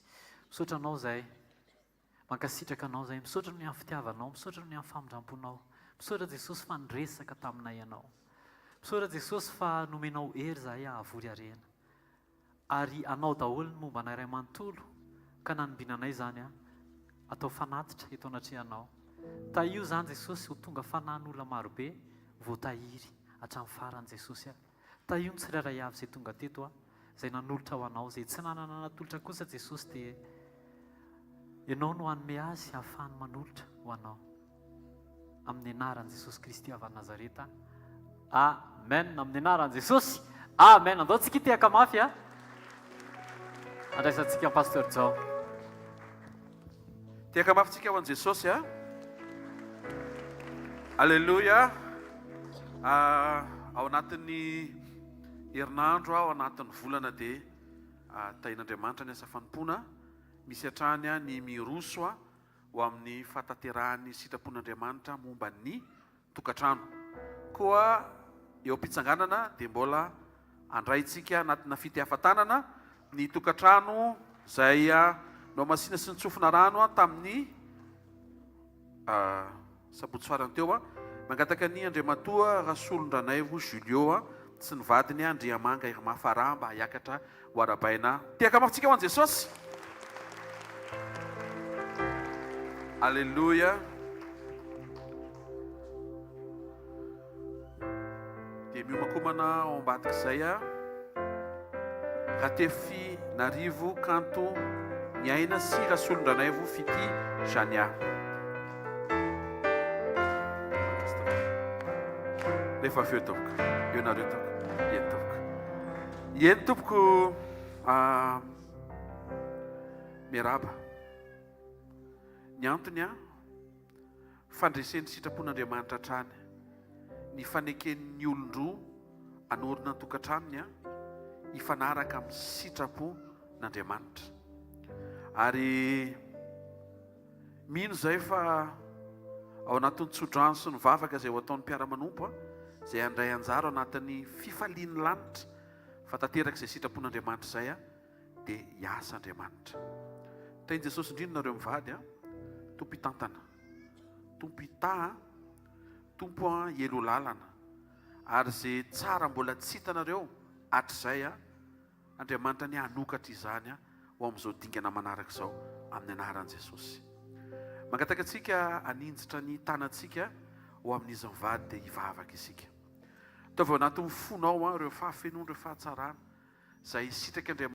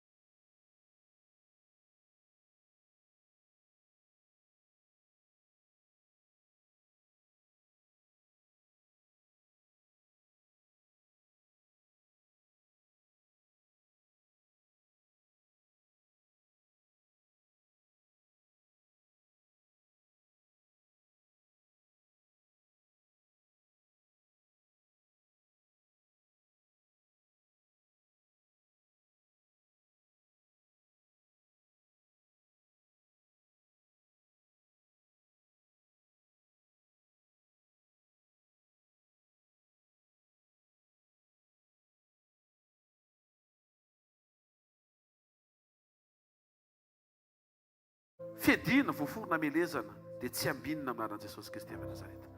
Manona ny fiadananao izay Jesosy ho amin'izao tokantrano izao. Ny tokantrano manahaka anao, anjakanao ny fitiavanao. Amin'ny anarana maherin' Jesosy Kristy velona masina sy manan-kera avy Nazareta. Amen. Tiaka mafitsika ho an'i Jesosy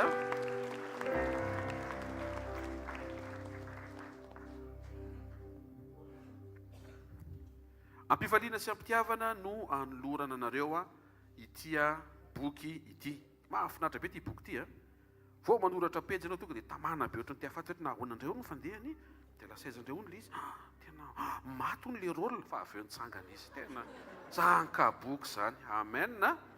Salamo fa 7:70 ny 5:5 ny anaran'i Jesosy fanilo ny tongotro. Zafady fa miova kely izy rehefa hamaky. Fanilo ny tongotro sy fanazavana ny lalako ny teninao. Ho marina anareo zany amin'ny anaran'i Jesosy. Tena ohatran'ny jiro ny aiza no ale tonga dia ny tenin'Andriamanitra mitaratra hoe aty ny lalana. Dia raha voatra mitady hividy tsy lalana any. Amen. Jeremia 32 ny 9:70 amin'ny anaran'i Jesosy. Dia anao fanekena mandrakizay aminy dia ny tsy hitsarako amin'ny fanasoavako azy, ary ny fahatahorana dia ataoko ho ampony kosa mba tsy halany amiko. Ny manao sy ny etoana dia pasteur Rodolphe avy amin'ny Asoekely Mission atolotra mpitiavana ho anareo mivady. Ao anatin'ny fanolorana satria ianao tsy afaka manolotra fa zany hosolo tenanao dia mitehaka ianao an' Jesosy.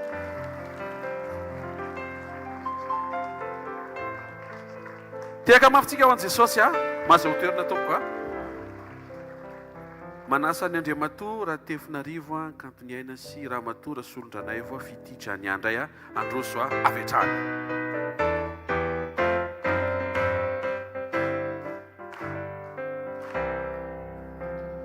Vitasoa teny Jesosy indrindra amin'ny anaran'ny asa fanompona, amin'ny anaran'ny ray aman-dreny, amin'ny anaran'i Jesosy indrindra miarabana anareo. Rehefa miaraba tena mahatsiaro na sarobidiny hoe tsy ny olona rehetra no mitondra ny tokantranony eo amin'i Jesosy, fa nandre anareo nandray, ary tsy hitany hoe nandray an'ilay teny fa nandray fanapa-kevitra. Tsy ataon'Andriamanitra raraka tany izay fanapa-kevitra izay.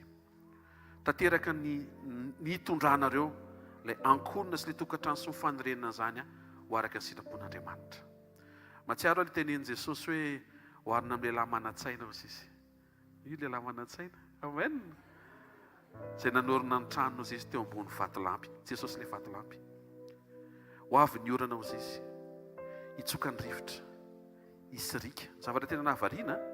Jesosy tsy niteny hoe arosakanako ny orana. Eny ho asiako tanana manoloana an'le tsy any amin'ilay rivotra sy ilay rano fa any amin'ilay fototra. Ary tsy naninona ilay trano izy izy. Miaraba anaran'i Jesosy ary mino izay fa ho tokantrano anjakan'Andriamanitra tanteraka ny fanatren'andriamanitra azo haino amin'ny tokantranonareo tsy oron-java-tsonareo aminaran'i Jesosy dao ihany koa tsika aninjitra ny tanantsika indray dia mbola hitsodrano sy hivavaka ao amin'izao tokantrano izao raha tsara indrindra amin'ny anaran'i Jesosy ankasitrahanay amin'ny fony amin'ny manontolo miompifaliana amin'izy mivady izay izy menakavy kely ny fataterahany dingana mety hoe ny sakatsakana ny devoly fa vita soa zany ary ny firosoana izy ireo dia tena fifalianay fantatray fa fifaliana ihany koa Jesosy mivavaka izay ny amin'izao tokantrano izao ho tokantrano mpandresy tokantrano mahomby tokantrano mandroso tokantrano mandeha tokantrano miomana ho amin'ny fampakaram-bady ny zanak'ondry miomana ho amin'ny fitsenana ny mpapakatra ho tokantrano mafantatra fa mpivahiny misionera eto ambony tany manomana ny fiverenana ho ao aminao raha tsara indrindra amin'ny anaran'i Jesosy mivavaka izay ianao hiaro eo amin'ny taninao tsy misy marombaka izao ankonana izao ny fiadiana rehetra voafona amenezana azy dia tsisy ambinina amin'anaran'i Jesosy lavitro ny loza lavitro ny fahafatesana tampoka lavitro ny aretina lavitro ny accident lavitro ny valinaretina mandringana lavitro ny fihaimorona lavitro ny fangatsiana lavitro ireo disadisa ireo endrika rehetra mitady ampisaraka tsy ambinina zany amin'anaran'i Jesosy tompo aoka ao amin'izao ankonana sy tokantrano izao ny fahavokarana ny fahabetsahana ny famatsiana ny fitahinao ny fahasoavanao ny fahatsaranao amin'ny anara maherin' Jesosy Kristy verina masina sy manan-kely avy Nazareta sotra ray amin'anaran'i Jesosy amen tiaka mafitsika ho an'i Jesosy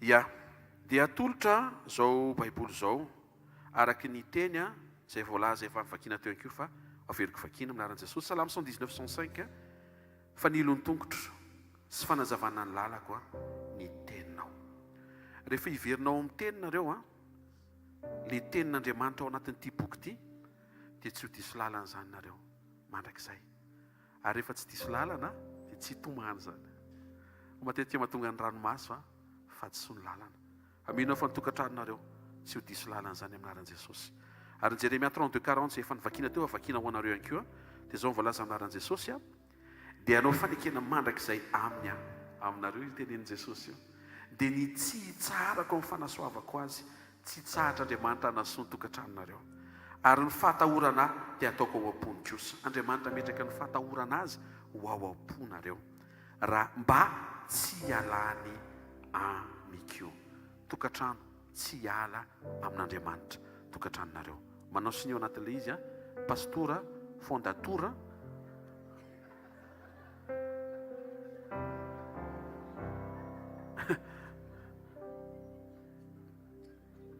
dafy ny arivo Jean Rodolphe ray aman-drentsika dia mino zay fa tsisy tranokala ty boky ty mety vetivety dia efa tsy maintsy ho finosina vaovao indray satria hiasa be amen dia misolo tena ny rehetra eo ampisoloana tena hainao indray le tokony atao tiaka ho antompo ianao maharetatra tiaka mafitsika ho an'i Jesosy mahazo toeranareo tiaka mafitsika ho an'i Jesosy Alleluia. ndao tsika ny voninahitra ny mpanjaka sy tompony tompo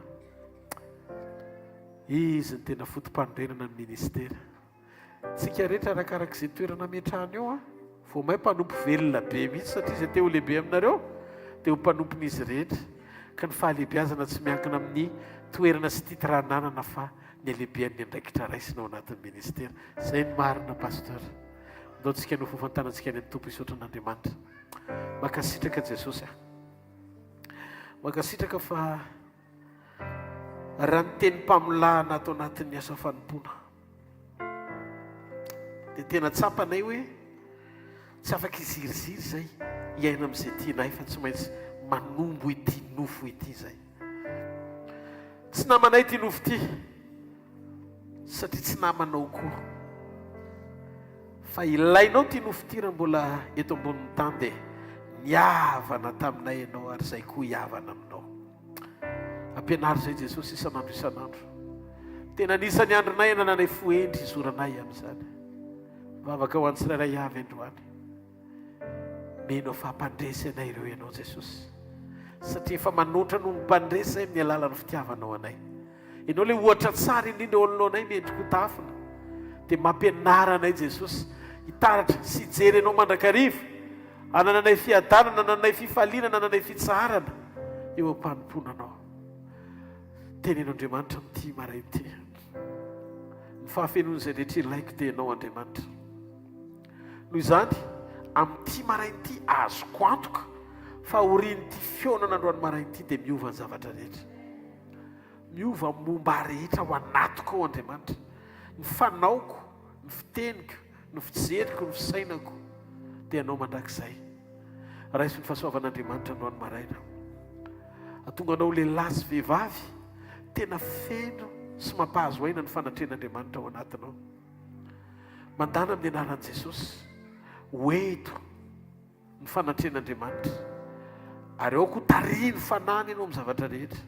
Atonga anao tsy ho diso fanapahan-kevitra, atonga anao tsy ho diso lalana, atonga anao tsy ho raraka n'aiza n'aiza toerana rehetra andehananao. Tononoko amin'ny anaran'i Jesosy fa izay fatorany eo amin'ny tanana, fatorany eo amin'ny loha, fatorany eo amin'ny tongotra, maneho ny mari-pahafatesana mbola natao ampasana ny Lazarosy tsy maintsy esorina rehefa natsangana izy, efa natsangana ho zanany ianao. Noho izany ireo fahatorana rehetra tsy maintsy miala ho fiainanao amin'ny anaran'i Jesosy. Raiso ny fahafahana avy amin'Andriamanitra, ahafahanao miazakazaka, ahafahanao mandeha lavitra miaraka aminy, ahafahan'ny sainao tonga sain'i Kristy, ahafahan'ny tananao ho fantsonao ampiaratan'Andriamanitra azo ny ampiasaina, ary indrindrindra ny fonao tena ho an'Andriamanitra. Raiso zany fahasoavany zany androany maraina amin'ny alalan'ny teny fiainana izay voarainao dia mandehana fa olona afaka ianao amin'ny anaran'i Jesosy. Amin'ny alalan'ny fiasan'ny fanahymasina anatinao dia afaka ianao. Izay toeran'ny fanahy tsy hoe esan'ny fahafahana fa misy fahafahana dia mandana amin'ny anaran'i Jesosy fa zany fahafahana zany atonga anao tsy ho rendrika, atonga anao tsy ho rava, atonga ny fahavalo iraviravin-tanana satria lainanao anao ny zavatra rehetra, izy no momba anao ary mitantananao sy manangana anao. Tononoko amin'ny anara maherin'i Jesosy, petrao faritra marary ny tanao fivavaka ho anao ihany isotranao amin'ny anaran'i Jesosy. Miaraka tsika fa tsy hoe za akory no ampiasain'Andriamanitra eto fa tsika menakavy mampiasa ny finoantsika sy ny fontsika ho an'Andriamanitra rinoko fa maly antsika indray Andriamanitra. Raiso ny fitahim-panasitrana avy amin'Andriamanitra amin'izao maraina izao. Raiso ny anjaranao amin'ity marain'ity, mandana fa afaka ianao, mandana fa sitrana ianao. Tao anatin'ny fandraisan'androany Andriamanitra ny karakara an'izay zavatra tsy hitany masonao fa ny hositranan'Andriamanitra ao anatinao zany amin'ny anaran'i Jesosy. Satria eo amin'ny fiombonana amin'i Jesosy misy firaisana amin'i Jesosy, misy kasika Jesosy, misy zavatra avy amin'i Jesosy miampita ao anatinao, ary zay avy amin'i Jesosy zay ahatonga ny orofo sy aretiny io tsy ho tafatoetra ao anatin'ny vatanao. Mandana amin'ny anaran'i Jesosy fa mbola ilain'Andriamanitra ianao dia omeny tombonandro, omeny hery, omeny tanjaka, omeny fahasalamana. Sitrana amin'ny anaran'i Jesosy. Izaniza hoentinao mambavaka eto ihany koa. Asa anatin'ny taninao dia mangatamin'Andriamanitra amin'izay olona tiana hoentina mambavaka ny tokantrano ankonana. Ohatra manery ana amin'izany ny fanamasina. Fanamasina mivavaka. Ho an'ny ankonana tsirairay avy izay marary ny tokantrano. Ho an'izay olana mila vahana fanolozan'izy ireo fa dia tonga eto izy eto amin'ny fanatrehanao. Ho point de contact ahafahana mifandray amin'izany toerana izany na any amin'izany faritra misy an'izany olona izany na lavitra na akaiky na ampita-dranomasina azy ka sy io zany olona izany amin'izao fotoana izao amin'ny anara mahery Jesosy Kristy avy any Nazareta. Wow, miteny amiko Andriamanitra. So vavaka izao izy misy Jesosy. So vavaka izao isy aminareo ijoro vavolombelona iantso anahy fa misy olona lavitra ny sitranan'Andriamanitra tamin'ny alalan'izao vavaka izao. Le vavaka ao zany no valiany fa tsy hoe pasteur no hoe nampiasainy fa le vavaka ataonao eto zany hivaly le izy ary soniavin'i Jesosy amin'ny eny sy amainina le izy. Ndao itean-tanana mafeo an'Andriamanitra, ndao itean-tanana mafeo an'Andriamanitra. Halleluja. Hitanareo ny Jehovah ka hiaro anareo, mampamirapiratra ny tavany aminareo ny Jehovah ka mindra fo aminareo, anandratra ny tavany aminareo ny Jehovah ka minareo fiadanana amin'ny anaran-dray sy ny zanaka ary ny fanahy masina. Amen. Nanao hira anankiroa tsika, hira anankiroa tsika dia irava. ho amin'ny androany maraina manokana mba tsairova mambavaka ny fotoanantsika rehetra miterina ty mbola misy nylatsinainy sy ny talata larobiny tsisy misy amin'ny 26 juin fa ny zomasiny asabotsy any amin'ny super u analakely a etsaka aketsy a deuxième étage ao ny fotoanantsika ny zomariva sy ny sabotsy maraina fa tsy misy eto amin'ty toerana ity zany a amin'ny herinandro dia samitsika hotahin'andriamanitra alleloia.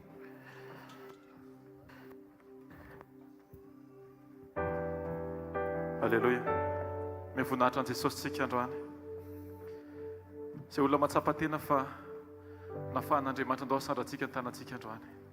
Aza vela hidina ny tananao fa andaontsika iteran'Andriamanitra. Jesosy eo teranao zahay marina ohatra ny teninao Andriamanitra izay milaza hoe firam-baovao ny ataonao embavaanay Andriamanitra rehefa tsapanay ny nanafahanao anay tao anatin'ny lavaka maizina.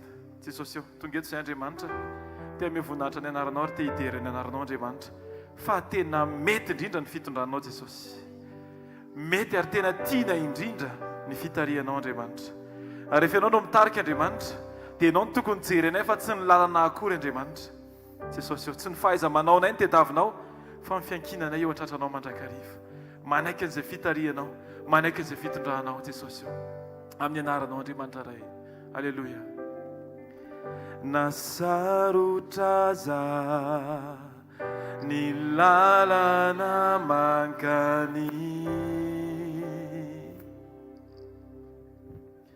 mankany andanitrany na fisedrana tsy maintsy ho lalovako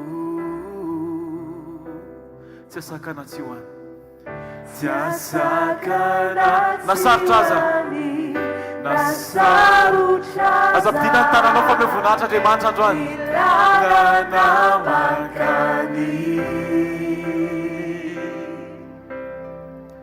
mankany andanitrany na fisedrana tsy maintsy ho lalovako tsy asakana tsy hoany tsy asakana tsy hoany fizahandroso foana minona manulo tumpotsy emotrao fanaraka anao tano mafiatompo tehirizo ao anao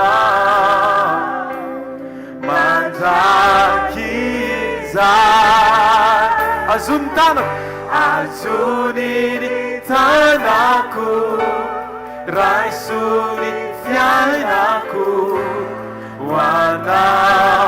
hoanao irery ao tompo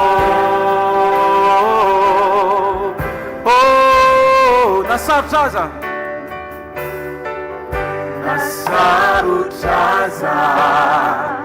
ny lalana mankany andanitrany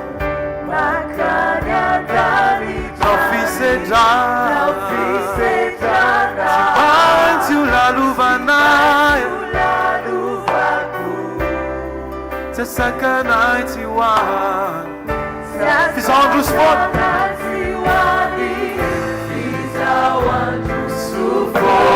minona manolona tsy emotrao fanaraka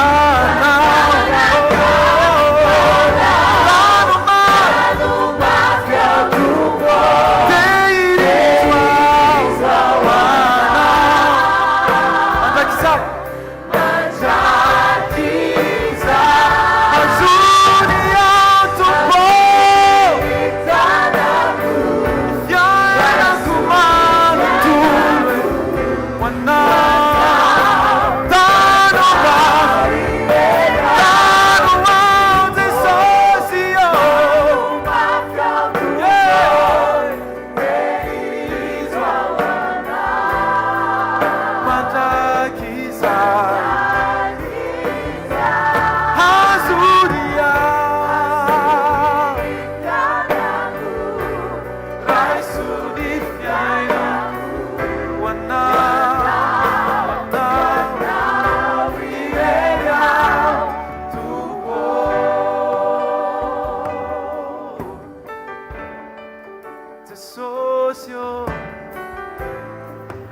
anao zahay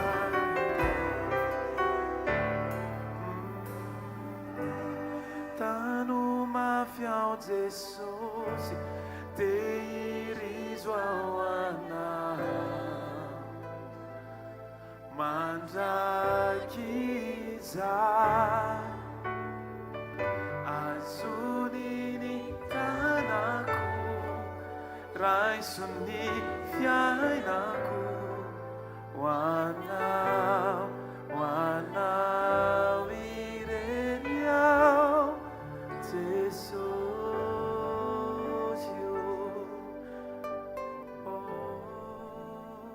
dia manitra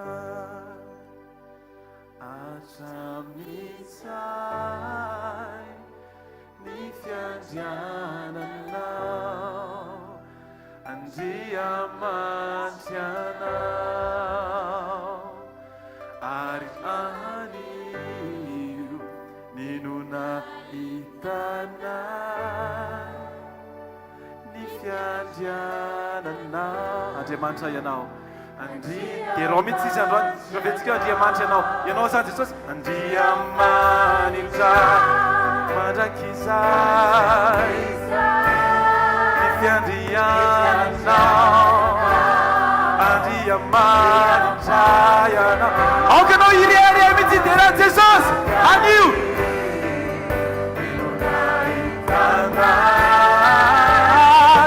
ny fiandriananao andriamanitra ianao andriamanitra andriamanitra atramizay ny fiandriananao andriamanitra ianao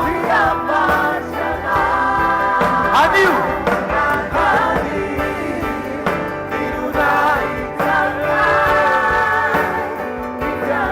Vertica ni andriamanitra ianao andriamanitra ianao andriamanitra atramizay ny fiandriananao andriamanitra ianao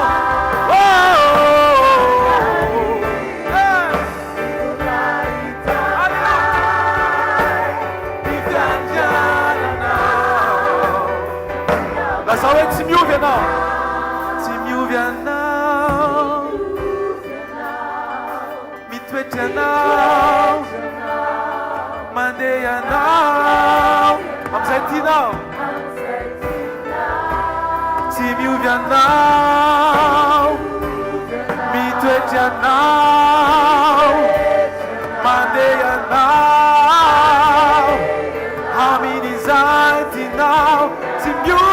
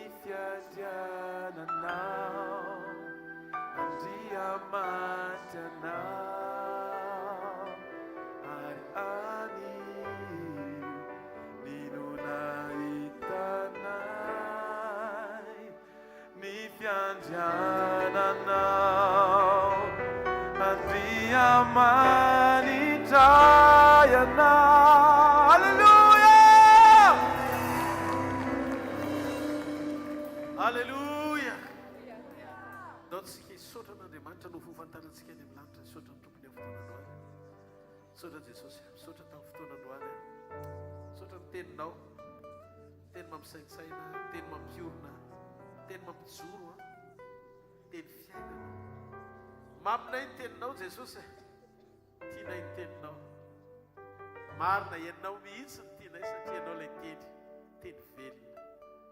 Oka ny saray avy androany, asio mariky ny vavolombelona, asio mariky ny kasy-panovana, asio maky fampijoroana androany ho an'ny tsiray avy izay tonga teto mino zay fa hovoninahitra ho rery manakizay ny fotoana tamin'ity maraity amin'ny anara mahery jesosy kristy avy any nazareta amen. Nazareo fahasoavana fa ny fahasoavan'andriamanitra no matoy izao fa ny fahasoavan'andriamanitra no matoy izao anareo amen.